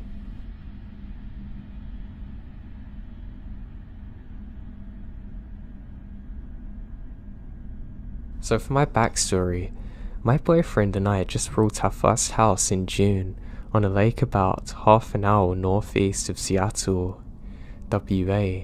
Aside from the lake community we're part of, there really isn't a large range of population around here. We're in between a few larger towns, but they're all about a 20-minute drive from where we live.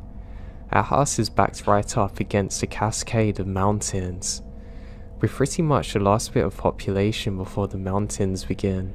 About 30 yards from our driveway is a dead-end road that turns off the main lake road and goes back into the woods for a few miles. There's a few gated Forest Service / logging roads that branch off from this. Boyfriend and I ride our dirt bikes up these roads, and they themselves go on for miles. But there really aren't any other houses in the area except for a few that are all on the main road. Before taking the dirt bikes up to it, I love dirt bikes, I had been walking up this road a few times exploring the area, and it always felt a little odd to me. My boyfriend said things like, "This is creepy even in daylight." It totally could have been that it was just very wooded in most spots and therefore shaded. The lack of houses made it odd, but I stopped walking up this road for this reason. When we moved in, I was dog sitting my friend's pit bull Bella. She's about 70 pounds and was a totally fearless brat. Now she's kind of aggressive with other dogs, and even with some people. I would walk her up to the end of the road, and I'd always feel okay because there were no cars or houses around. So one day we were about 2 miles up the main road and had come down a small hill onto a flat, treeless area where there was no old abandoned barn and a large field that cut through the road. There was tall grass on either sides of the road. When we got to the area, Bella's tail went down and she kept her head really low. She also started to look around and back behind us, acting nervous, which is really odd for her. As we're coming around a turn, about 100 yards in front of us is a logging road that went off the road straight up a hill. It had a large gate just at the bottom of it to keep vehicles out. My boyfriend and I have to put our dirt bikes under this gate before riding up the trails, so it's pretty tall. The top of the bar of the gate comes to my chest and I'm 5'5". What I saw still scares me to think about. Standing right in front of the gate is a huge black dog. It was standing broadside with its head low. I'm almost positive it's looking towards us, because I can't make out a snout or ears. I can't see a tail either, but it may have been lowered behind its legs. The shoulder of the thing was higher than the top of the gate. It was blocking part of the view. I stopped instantly and held Bella's harness so she couldn't advance forward and catch sight of it. and this dog's aggressive. I look at this thing for probably 2 seconds before running back and getting back to the main road because I heard this thing growl. I'm not kidding you. 100 yards away from it, I hear this thing, almost hissing. I'm totally terrified. So's Bella now, which is worrying. She's not even seen it. It was a long 2 miles back and I couldn't stop looking over my shoulder, and Bella's also freaking out the whole time. The growling, massive black dog wasn't the only thing I'm terrified of. I have this also feeling of dread that I can't get away from. Now I saw it, and it was overwhelming, and I've never felt fear like it before. Even while typing this, I'm shaking. I don't even feel safe when I'm home alone anymore. My boyfriend's 100% sure I saw a 6-foot black bear, but I'm certain it wasn't, as I grew up in rural Pennsylvania and have never seen black bears. Now this thing had long skinny legs and a deep curved rib cage. It's similar to a Doberman. Now, wolves don't live in this area. Even if they did, this would have been an abnormally large skinny wolf. I'm pretty sure what I come across is actually a skinwalker.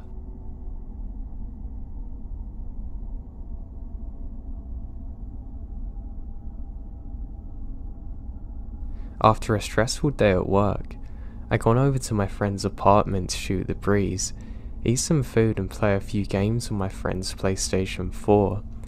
It was getting late and I had to be up fairly early the next day. My friend walked out to the parking lot with me. Now there's no one else in the parking lot, just us two. As I'm unlocking my car, a dog walked out from the side of a nearby building about 25 feet away. It came fully into view and stops to look at us. It was a little bit bigger than a standard Great Dane. It's an all-black dog with long hair that appeared to be falling out in clumps. It has long ears and a scraggly tail. I remember making eye contact with it. It had dark maroon coloured eyes, and in the moment we locked eyes, it appears almost to smile at us. Instead of a dog's lips going up and back, they go slightly sideways, and I see white teeth like a human almost. I recall suddenly getting a feeling of dread and fear. It felt like something disguised as a dog pretending to be one, but it's not. I'm certain of it. The energy coming off this thing doesn't feel right either. I really don't know how to describe it. It turned around and starts slowly limping back to the corner it's come from. My hair goes up. It turned around and slowly starts staring at us before heading off. It seemed to have most of its weight on its front feet, walking like a hunchback.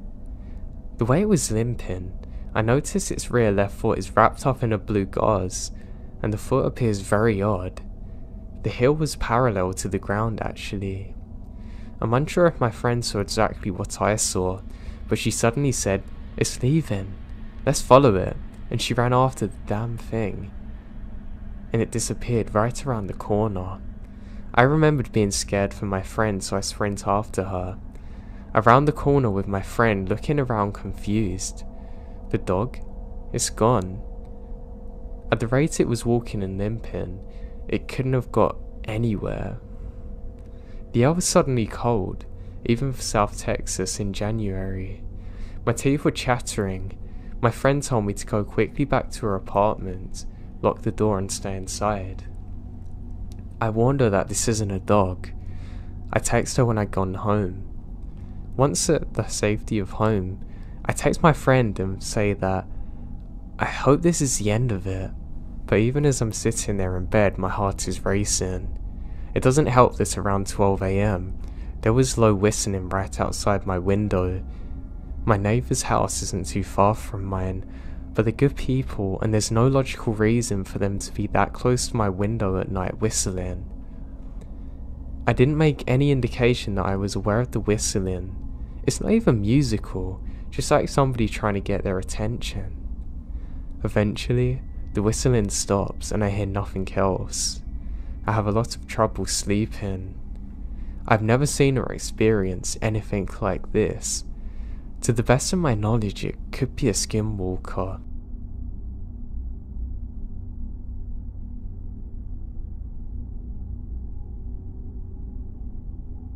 I'm going to try my best to describe this in a cohesive manner. It's been a few years, and a lot of stuff happened this night, but it's forever in my memory and haunting. If anyone has an idea what it is, I'd love to hear it. So in July of 2014, I'd been dating my now ex-boyfriend for a couple of months and decided to move in with him. I'm going to change names just for the sake of this. We'll call him Tom. So Tom lives on the Catagoras Indian Reservation in western New York. He's 100% Senka, and his family has properties on reservation land. I'm only 25% Senka, and because my mum is white, I'm not an enrolled member. So I never grew up going to Longhouse or living on the res because the majority of families are white Catholics. He lives on a side of the major road going through the res called Route 438. One night, we get in a big argument and I'm annoyed and go away for a bit. Living with him full time doesn't offer me a break, so I'm pretty annoyed. What's worse is I don't have a car at the time, so I decide at 2 AM that I'm gonna walk. Anger clouds my judgment, and I had to leave. He kept saying to me to stay and blocks the door, and picked me up and brought me back. He's adamant, but so am I. He was concerned I'd go into weirdos cruising around. I was so angry that I didn't care, and I also grown up walking the woods at night, so never really had an issue. So I walk out the door and up the driveway and start heading down this road. It's pitch black with brush on both sides, but there's a few trailers his aunts and uncles owned. As I get closer to the stop sign where his road ends and connects to Route 438, I see a light heading towards me. I get freaked out and realise it's a person heading towards me. Now it's not really uncommon for people to be walking by the res at night, but as we got closer, I debate turning back. But I was mad and kept going. Suddenly the person says, "My name?" Then, "What the hell?" I recognise the voice as Tom's cousin that lives in the trailer behind us. I was so relieved that it was him and not a stranger. We stopped to talk and he told me that he's walking home from a party. I told him me and Tom fought and I was heading into town to stay with friends. He told me I was crazy and that it's not safe for girls to walk around at night and said I could stay at his father's trailer for the night. Sounds more logical than walking 9 miles alone. When he headed back towards the end of the road, we get to the trailers and pass a clearing in the brush where the old driveway was. I look into the clearing and I can't really explain what I saw. It was so dark, but I could see whatever this was. It's much darker than the environment around it. It was completely black, to the shape of a skinny but massive human-like shape. It was crouched so its knees are in front of its stomach, but its arms are so long. I was shaking right in this, and I can't explain what it appeared to be. I saw it quickly, and then looked straight ahead. 3 seconds later, Tom's cousin says, "Did you see that?" And I said yeah, and we instantly start sprinting as fast as possible. He was faster and started yelling, "Just go." We got into his trailer and sat in silence. I think maybe we both saw it and didn't know for sure until we saw each other. The walk felt like it took an eternity. I felt this horrible feeling of being watched. Its arms were massive. They're so long that even crouched or seated, with its knees bent, it's able to keep its back upright and not back like it's supposed to do. It's at least 7 feet tall. I have no idea what it could have been, and I have no experience of anything like it. And my ex would never talk about it, saying I was just seeing things, but his cousin saw it too.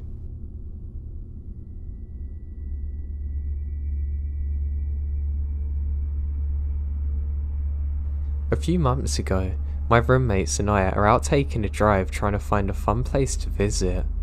I'll call them S and J for privacy's sake.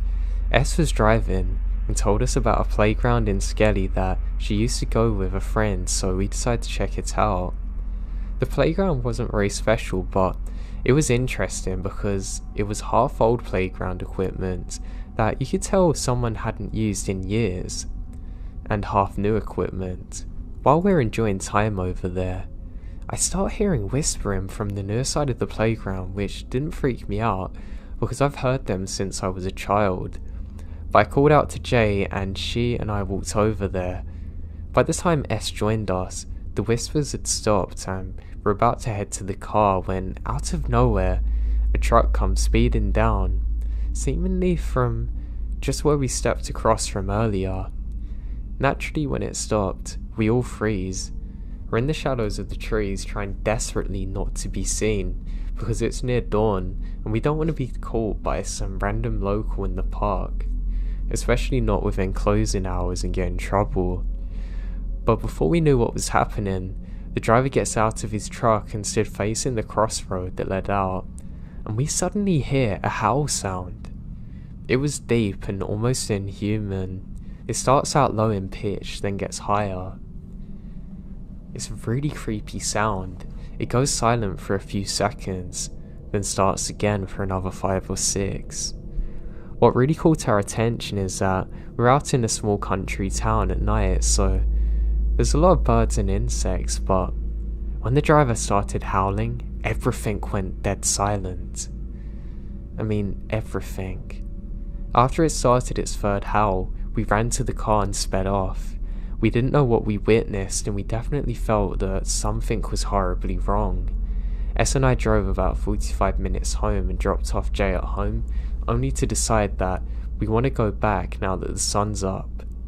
But when we arrive back in Cthulhu, we're in for a surprise. First off, there is not a crossroad anywhere close to the playground. There was only a curve in the road, but we distinctly remembered seeing a 4-way crossroad under the streetlights. Also, there wasn't a football field that we saw earlier. I know things look different in the dark, but they shouldn't be that different, and all of us remember the same thing. We have no idea what we witnessed that day. It's really crazy, and it seemed almost evil and malevolent.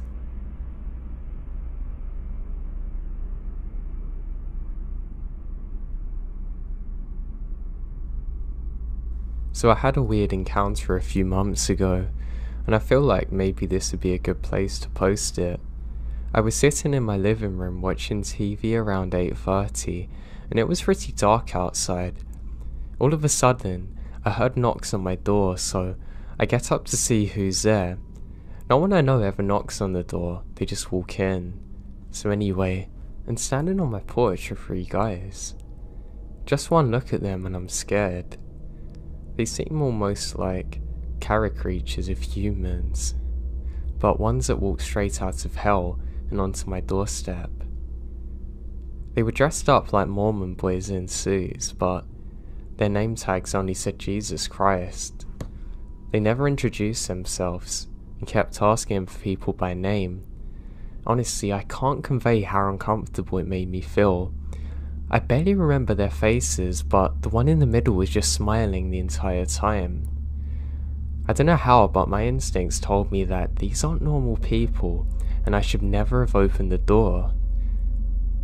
Now, I get out of the conversation by saying I'm cold and don't really have a good time talking.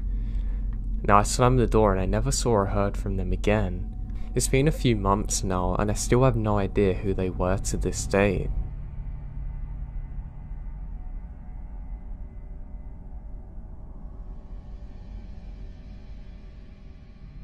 I always loved the chance to get out into national forests and parks. I really like jogging. I find a true tranquility when I'm going through them with nothing but the cool summer's air with me. I would do it in winters too, but it was a lot worse because obviously the leaves were very slippery and you wouldn't always see people about outside of the occasional park ranger. But this story took place on one summer's evening. I was feeling really good. I made a playlist and was listening to some podcasts while I was jogging. I set out at about 9 PM, so it was still kind of light outside. As I was jogging, I couldn't help become more and more aware of how dark it seemed to be getting, quick, and I mean almost too quick. I'd go on my phone for literally less than 5 minutes, and when I looked up, it got noticeably darker. Not just in the sense of my eyes adjusting. I mean, it was a weird feeling. And I feel like somebody's watching me. I decide just to try and walk back because I'm getting really tired now, which is another strange thing. I've come to realise it might have been my body's response to fear, but I felt drained and really tired in a way that I've never felt it before. I decide to press on regardless, cycle through my songs and feel good again. Now as I'm walking, I realise that there's a mist that's setting over the park. Now this is something that I've never experienced before. Well, I have, just not in the summertime, so it's something that I found very strange. I start to hear interference with my headphones too, and think it might be because of the moisture from the fog and take them off. That's when I realise that I can hear a hissing sound. It's not a normal sound that you would hear from electric interference, it's almost like an animal making it, but I've never heard it before, and my heart drops. The feeling of being watched overpowers me now. I feel darkness like I've never felt before, like true evil's around. I think maybe there's a park ranger there with his radio messing up. I call out, but I don't hear anyone. I suddenly think it is a bad idea to call out, and I begin jogging. As I start jogging, I hear a crash behind me. I turn to look, and there's a very tall, dark figure just off beside a tree. Now what terrifies me is that there's a tree that's been knocked over that was standing before. I know for a fact that it's either a 1 in a billion chance it fell then and none of the other trees did, or something menacing's following me. Now this thing has to be at least 6'2" and has long arms. It sounds like it's describing exactly me so far. I can't see any eyes, but I can tell that this thing's facing directly towards me. I wipe my eyes, and it doesn't move. I say, hey, if this is a ranger, you need to stop because I'm scared now. And I'm met with silence. It slowly moves behind the tree. I've seen enough now. I can't deal with this. I go into a fight or flight state and I'm literally frozen for a second. I tell myself, no, I'm not going out like this, and I start sprinting as quick as I can. The whole time I'm running, I can hear this thing chasing just behind me. I get to the car park and there's no other cars there, so it's me alone now. Great. So if this thing attacks me, I'm screwed. I jump into my truck and drive as quick as I possibly can, getting out of the wooded area. Now the craziest thing is, this thing's still following me. I can hear things breaking behind me, like a very tall and very heavy thing's chasing me through the woods. I'm literally screaming and praying for God to help me out in this moment. I can just about see him in my mirrors, but it's very foggy at the time. I have to slam on the brakes at one point too because I nearly hit a tree because how dense the fog had become. I continue driving and eventually make it back onto the main road. I'm literally crying the entire time. I end up going to a ranger station and explaining what I saw, and they say I'm not the only one that's reported something similar. People have been reporting it as a bear, but it's not possible because there's no bears in this specific area. I have no idea what it was, and nor do the park rangers, but they say I wasn't the only one who had that reaction. And there was a strange smell that accompanied that thing. I didn't get that close to find out, but everyone described it exactly the same as me. They're already doing patrols trying to find that thing, but they never found it. It still shakes me to my core thinking about it to this day.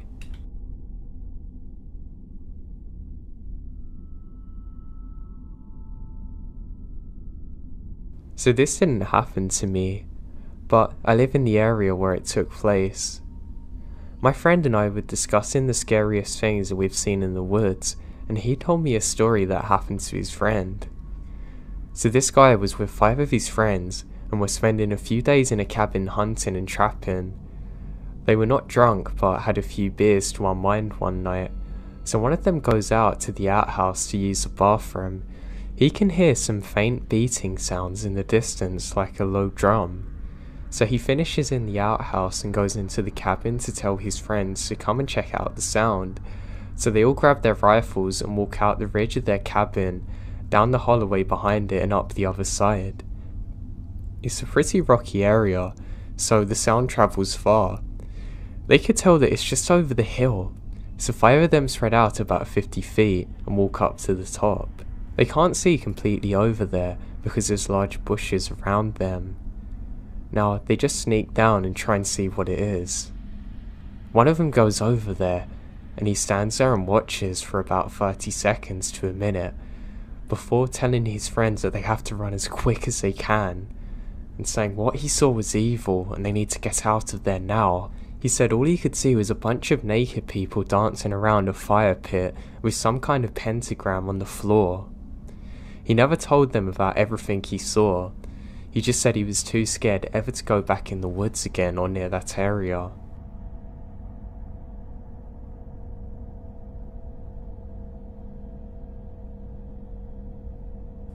I was born and raised in Charlotte, NC, and still live on the east side.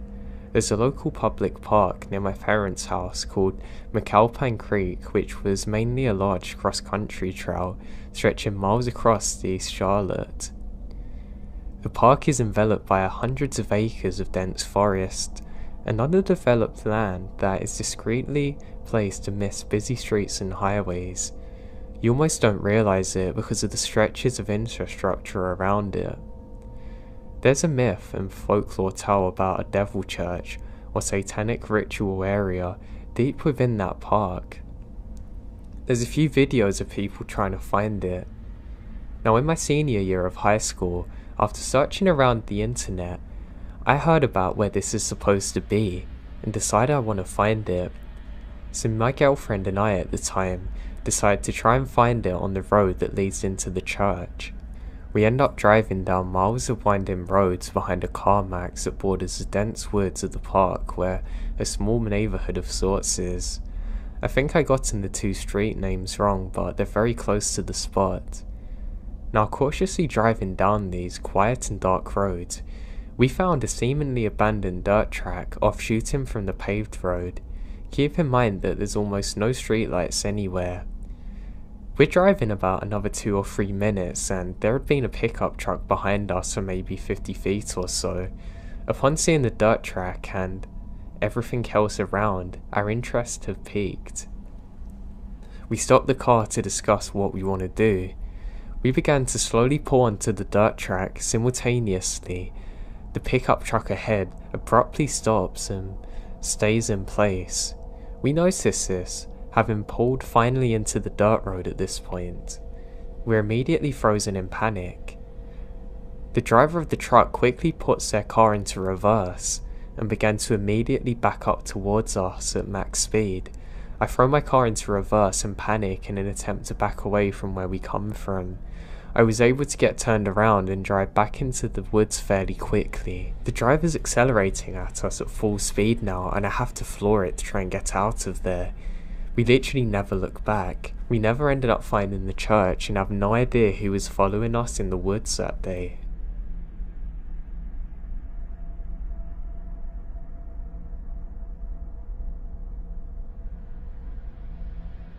I'm not sure if this is the right place for this, but when I went to high school in a small Minnesota town, mostly farmland intersected by wooded areas, and of course dozens of small lakes.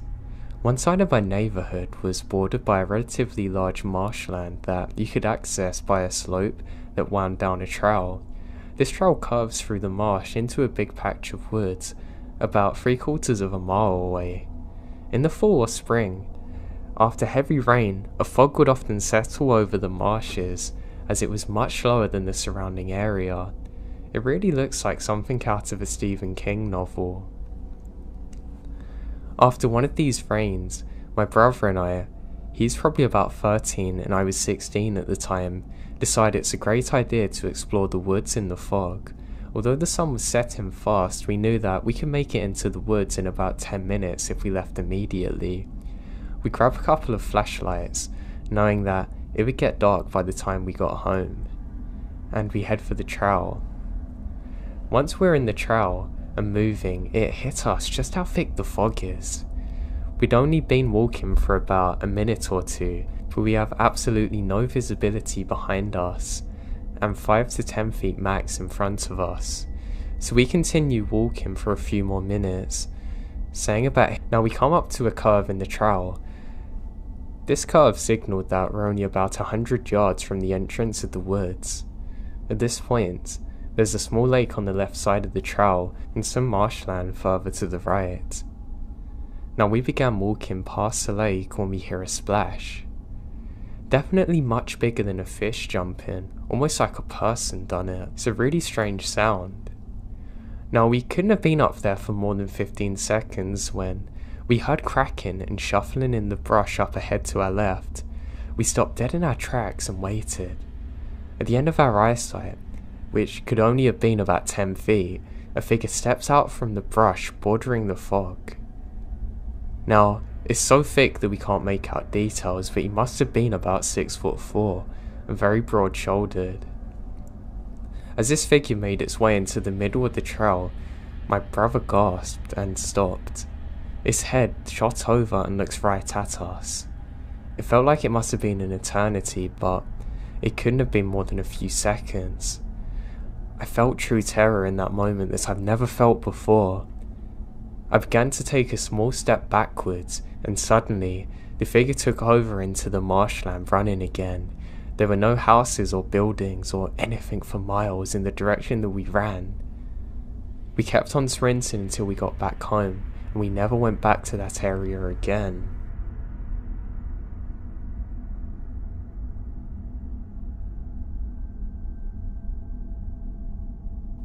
I grew up in the Midwest US. When I was a senior in high school, I was out for a hike at a local trail in the National Forest.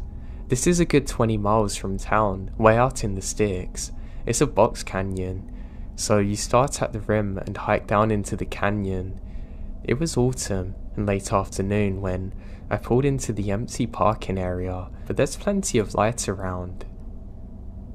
But by the time I got to the bottom, the sun's pretty low. I was down in the canyon and get the feeling that something isn't quite right. I start looking behind me as I walk every few steps. I can't shake this feeling. Finally, on one of these backward glances, I spotted a man peeking out from behind a tree, not far at all, maybe 100 feet away. It was the weirdest thing to catch somebody watching me. He knew I'd seen him and stepped out saying, "I'm not looking to scare you." He's a big adult male, very old looking, and I'm a scrawny 16-year-old kid, and we're on a trail in the public park. There's no reason to hide like that. He seems alarmed that I've even seen him. The only reason he was out there is if he's weird. I mumble something about getting back to my car, and this horrifying grin comes across his face. He's just standing there staring at me. I'm running for a long time and I can still tell that he's watching me. And when I get back to the parking area, there's no cars other than mine, which added to the weirdness. I realised later that he must have been out there for some time because of the state of his clothes. It's interesting how when you get the sensation that you're being watched, it's normally true. I have no idea what his intentions were. I'm just really glad that I was aware of what was going on and he didn't spring up on me, because I don't know what he was capable of.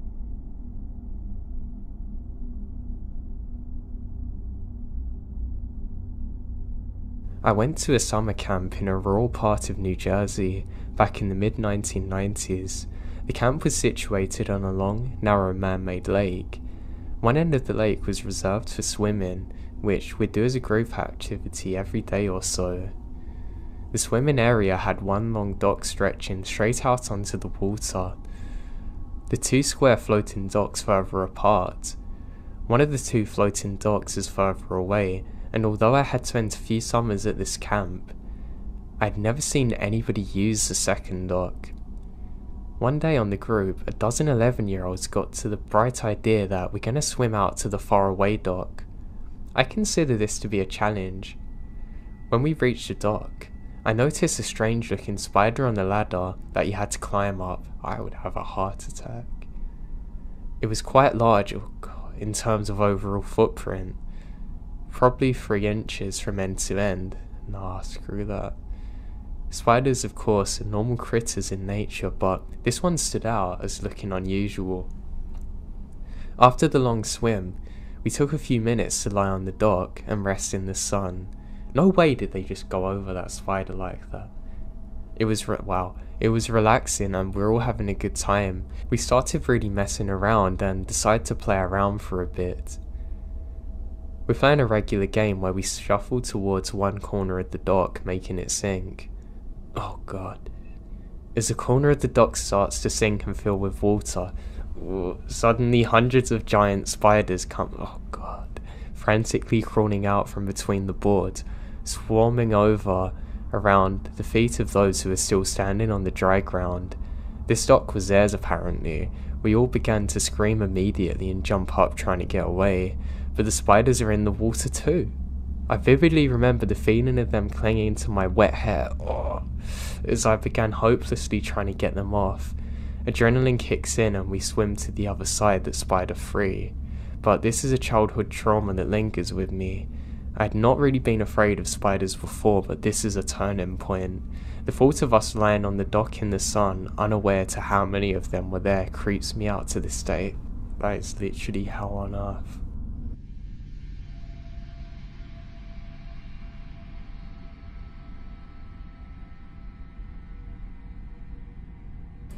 This happened about 5 years ago now.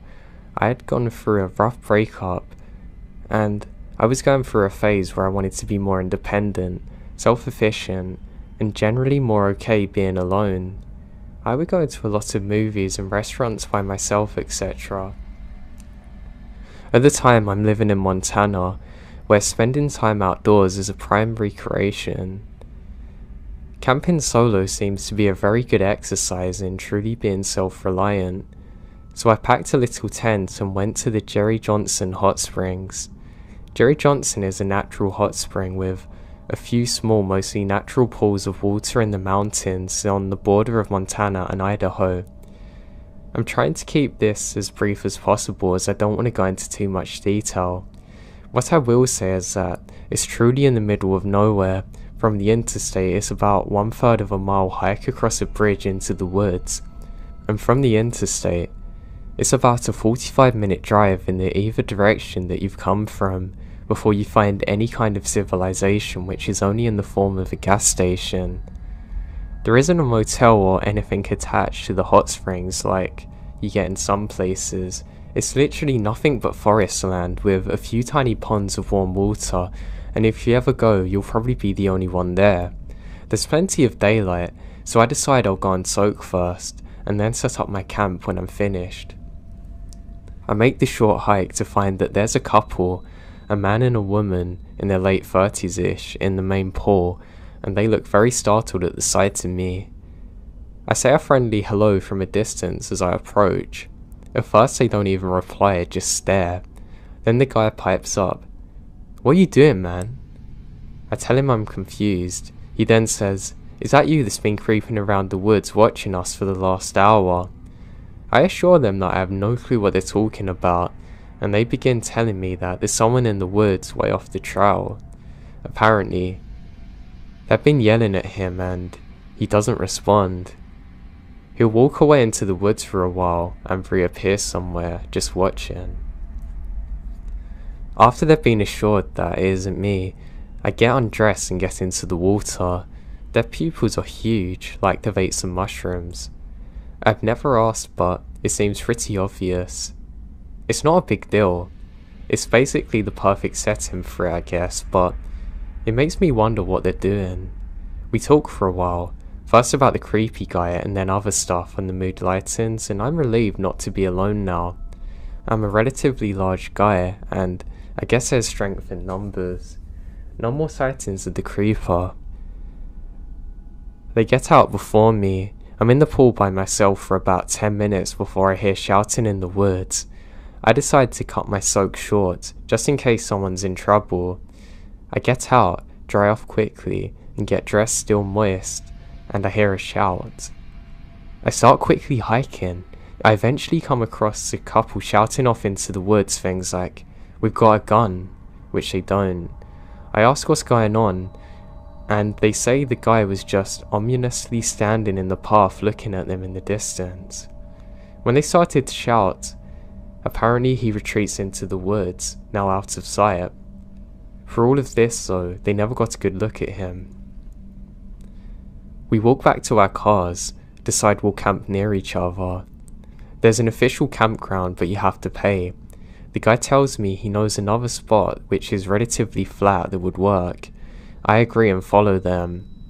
It's not very far.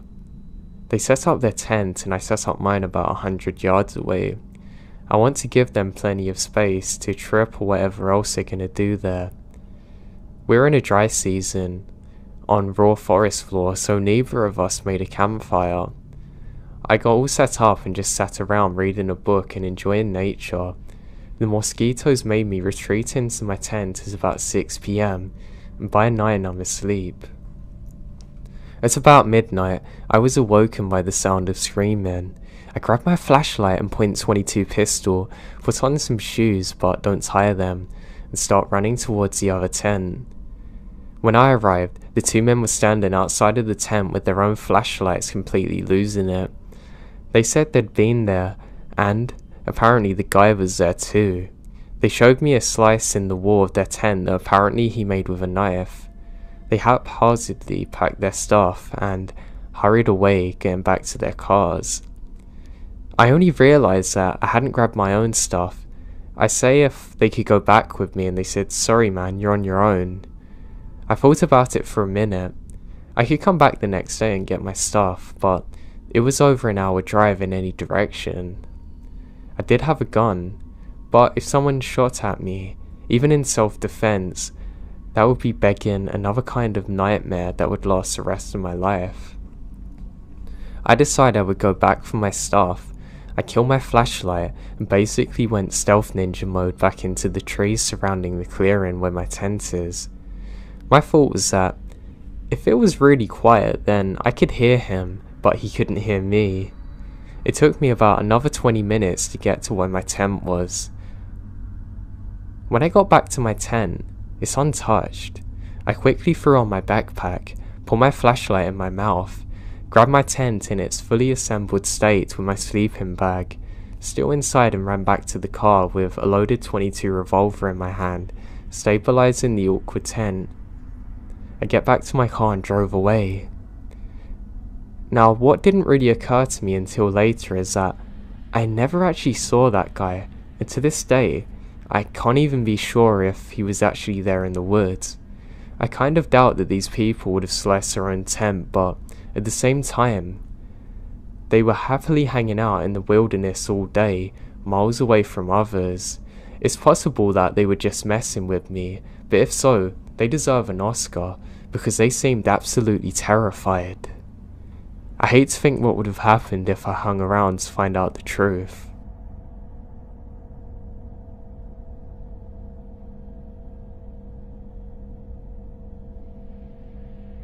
I was in the woods with 3 friends at night. A friend's house was nearby, and I was getting hungry, so I went inside to find some food. Another friend came inside with me. 2 friends were still outside. Later on, one of the other 2 who were outside comes in and sees the indoor friend on the couch next to me. They panic and immediately run back outside. I poke my head out the door asking what's going on, and they yell loudly, "That's not Kevin." Everyone come inside and calms down a bit, and the story comes out. They thought the person indoors is with me, Kevin, and have been outside the entire time with them. Why? Because in the darkness of the woods they see a silhouette about the same height walking alongside them silently.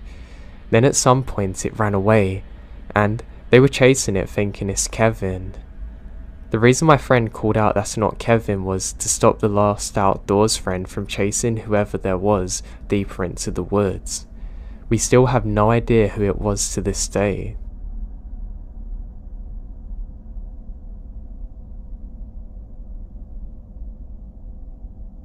I grew up in the Midwest about 10 years ago, and I moved to a small coastal town in the Pacific Northwest. When I worked there, I worked for a company that runs cable rentals and a water taxi service, transporting campers and hunters, and sometimes freight to various locations, sometimes just 20 minutes away, others it was hours. Now during the winter, a few years ago, we had a couple staying in one of the very basic cabins, like the kind you get at summer camp. My understanding was the guy Dick was taking a class at the trade school in town, so he'd be gone all day, while the woman Jane stayed at the cabin with their 3 dogs. We never saw her outside while he was away. Now one day, Jane burst into the cabin in tears, being hysterical. She told us Dick had been beating her for days, starving her, that he'd been locking her in the cabin while he was away, that he even threatened her with his dogs. So we immediately called the police, and while we waited for them to arrive, she told us the details of their relationship. Jane's from South Africa and a wealthy family. Her father recently passed away and she got some inheritance. She'd met Dick on a social media site, and he sold her on some bogus dream of building on a remote lodge.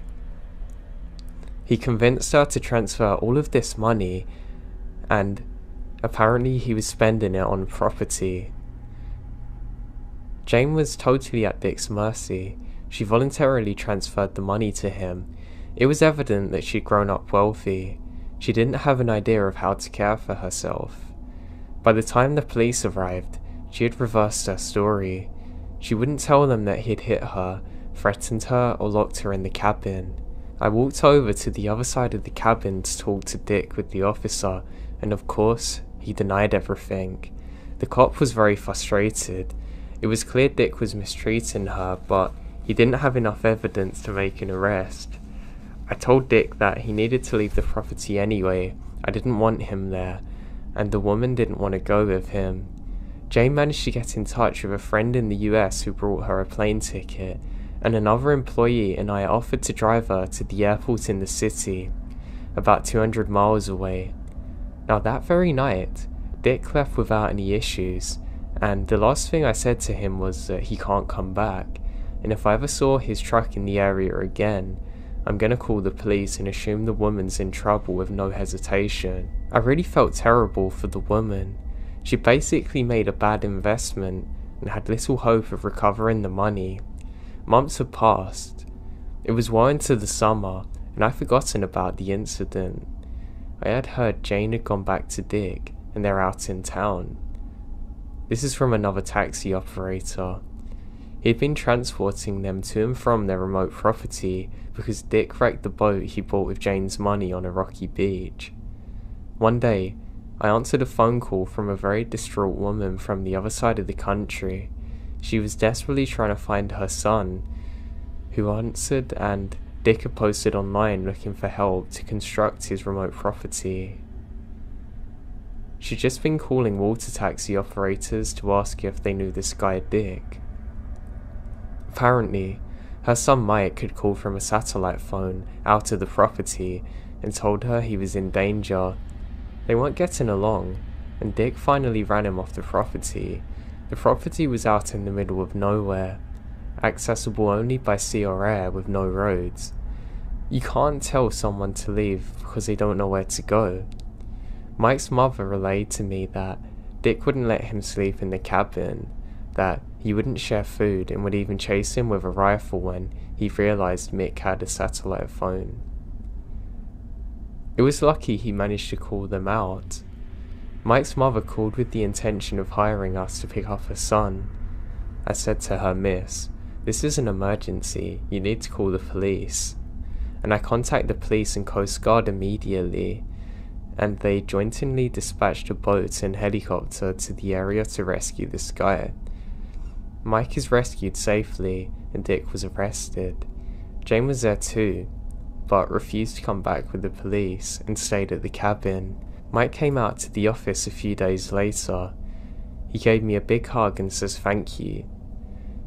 He was convinced I'd saved his life, which was a nice statement, but in my opinion, it's the police and Coast Guard that actually saved him. Now, he gave me some details of the experience, that Dick had actually taken several shots at him for a while chasing him through the woods. He told me when Dick caught up to him, he held him at gunpoint, made him naked and locked him in a shipping container that's on the property, convinced he was gonna die. He was still locked in the container when the police arrived. Mike never stayed for long, but I was impressed that he took the time to come out introducing himself, and I wished him luck. Dick is charged with attempted murder, but they were dropped. Mike ended up with a hefty settlement from the inheritance money that Dick swindled from Jane. I received a phone call later that summer from a property and a reporter in the city. These were asking about what happened. I agreed to tell him what I knew on the condition that he doesn't mention my name or that of the company I work for. The other night I was having a few beers with my old neighbour Al. A young guy had moved into town last year. The story popped into my head, and when I mentioned Dick's name, he perked up. They worked together at a shipyard. I can't believe it, this guy's back in town, without Jane this time working a minimum wage job.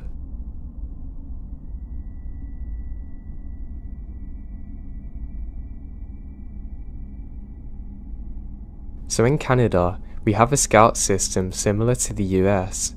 Our system by level is Beavers, Cubs, Scouts, and Venturers, so this happens during the Cubs. So, there was this house on the property of the camp. It's beautiful.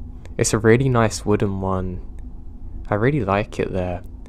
Now during this time, all the troops around us gathered for a camping weekend at the house. There was maybe 7 troops gathered. We'd be doing wooden car racing, etc. The house was split into 2 rooms, one for males and one for females, and there was a closet door that connected the rooms. At the time there's about 20 guys in one room and about 15 females. We'd be sleeping on the floor with our sleeping bags. After brushing, me and the guys went back to the guys' room. We're talking about things and one of the kids said that this place is haunted and that the closet that leads into the girls section is where somebody was hanged. Now I'm not gonna lie, I always felt strange in that doorway, so much so in fact that I specifically put my sleeping bag across the other side of the room.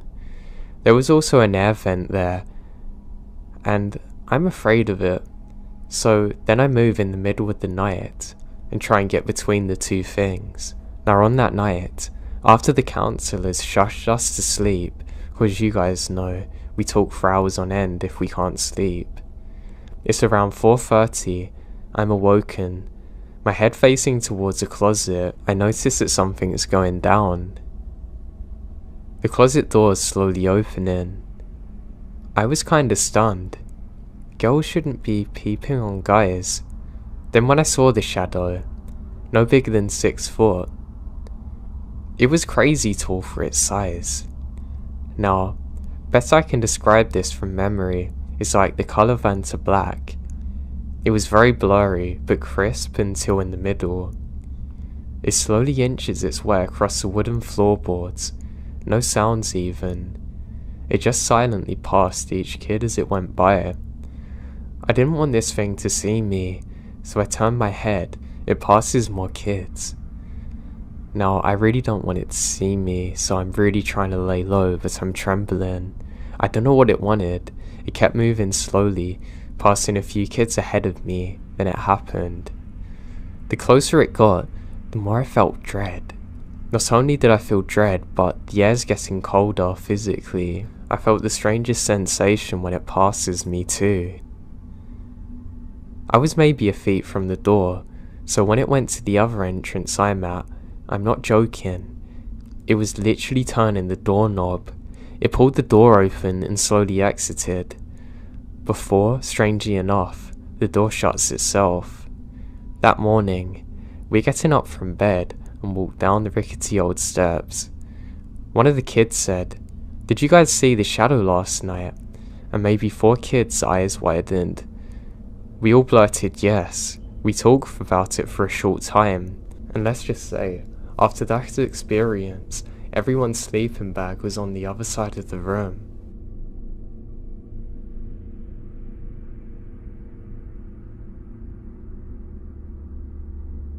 So this isn't related to hiking directly, but I was out in the country lands of Texas on this remote trail mountain bike that I like to ride when in town. While riding through, I saw an older man ahead of me walking very strangely. I remembered him looking up at the sky. I see him about 60 yards ahead. It's a single track, so I don't have room to go around him, so I simply stop and he hears me brake and turns to me with his head level staring at me. What happened to me next is what made my skin crawl. He starts talking and waving his arms around, but his voice sounds nothing like he looks. It's kind of like a child talking and screaming at the same time, but this guy's obviously in his 50s.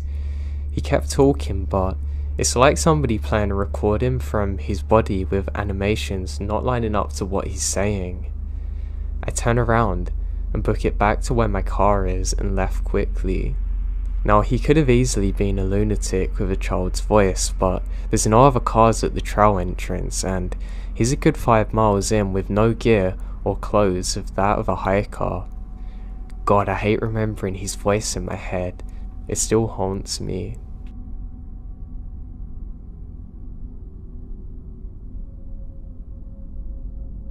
I used to love to go camping in national forests and parks. It truly was one of my favourite pastimes, and to be honest, it was something I didn't really do enough. Now, I was lucky enough to live very close to a national forest, and I did take advantage of this many times. I pretty much always go hiking with a few of my friends. We'd have a good time. We didn't necessarily have to do much, but just sitting there talking to each other always made it fun. There was one summer's evening that we all went out on, and we're having really good laughs on the drive there. One of my friend's cars broke down, but it shouldn't have been funny, but we just found it hilarious because it happened to the guy where things always go left to him. Now, as we're driving, we're joking about, imagine if something happens to us today and we haven't even got enough cars to get back, and we're all laughing about this. We eventually get to the park and put both of the cars to the side. We get all of our stuff out, turn on a radio and start walking. We've left too late and nightfall's already upon us. We probably should have set up our camp in one of the designated spots, but we weren't really thinking clear at the time. We're drinking a few beers along the way too. One of my buddies has a massive torch and he breaks that out. And I'm not joking with you, it's literally brighter than daylight, it feels like. It hurts my eyes even looking near it, but it gives us more than enough light for what we're doing. Eventually, of course, that runs out of battery, and we're basically guided by the moonlight. We eventually find a spot and all of us stop and set up our tents. As we're doing so, I can't shake the feeling that we're being watched. I keep thinking I see things in the shadows, but I'm sure my eyes are just playing tricks on me, so I continually tell myself that it's my mind playing tricks on me. Now, there's a point where I have to get up to pee. My buddy Kevin's already went ahead of me. I can hear him making this stupid screeching sound in the forest. I just start really laughing to myself. When I'm walking, I say, "Kevin, I thought your voice should have dropped by now." I continue walking to a spot that's out of the way of the others. Now, as I'm doing so, I can hear Kevin trying to sneak up on me. He's just moving in and out of the tree line, just close enough that I can still see him. As I turn, I can't stop laughing because it's so obvious what he's doing and it's really not scaring me. I don't even bother talking to him and I continue walking. Now from here, I can see that Kevin's actually walking on a bit of a bank. He's 6'1" or 2" now when he's normally 5'8". His arms look kind of weirdly long and I think that he's put his hands inside of his shirt to make them look different. That's when it hits me. This isn't Kevin. In a heartbeat, I scream and start sprinting back towards the others. I can hear them go dead silent as they're confused as to what's actually going on. They think I'm playing a prank on them, and when I get to them, they're all laughing. Then somebody speaks up and says, "Were you the one making them screamy sounds in the woods?" It's Kevin. He can tell by the look on my face that we need to get out of there, and without saying another thing, we pack up all of our things and get to the trucks as quick as we possibly can.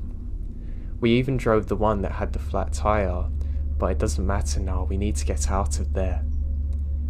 As we're saying this, the whole time my buddy's explaining to me, I thought we were being followed, but I never said it. There was some tall thing following us in the tree line. I just thought I was being stupid. I frantically said, "Why didn't you tell us?" And he said, "I thought my mind was playing tricks on me." I'm really struggling to explain what I saw. Now I know for a fact that whatever was following me wasn't a normal person, or at least couldn't be made by a normal person because of the sounds it made. When I realised that it wasn't Kevin walking on the bank and this thing really was massive, it really shook me to my core. We went straight to the park ranger, and he said that there was other people reporting that there was something over 6 feet moving through the forest at a jogging pace. It never seemed to let up. People described it as having fur covering its body and almost glowing eyes. They were the ones who saw this in the daylight. They sent out a patrol and couldn't find anything. All they reported was a strange odour that wouldn't seem to leave the forest. I never went camping like that again, and even if I hear animals scream, it always brings me back to that moment and realising that it was not Kevin.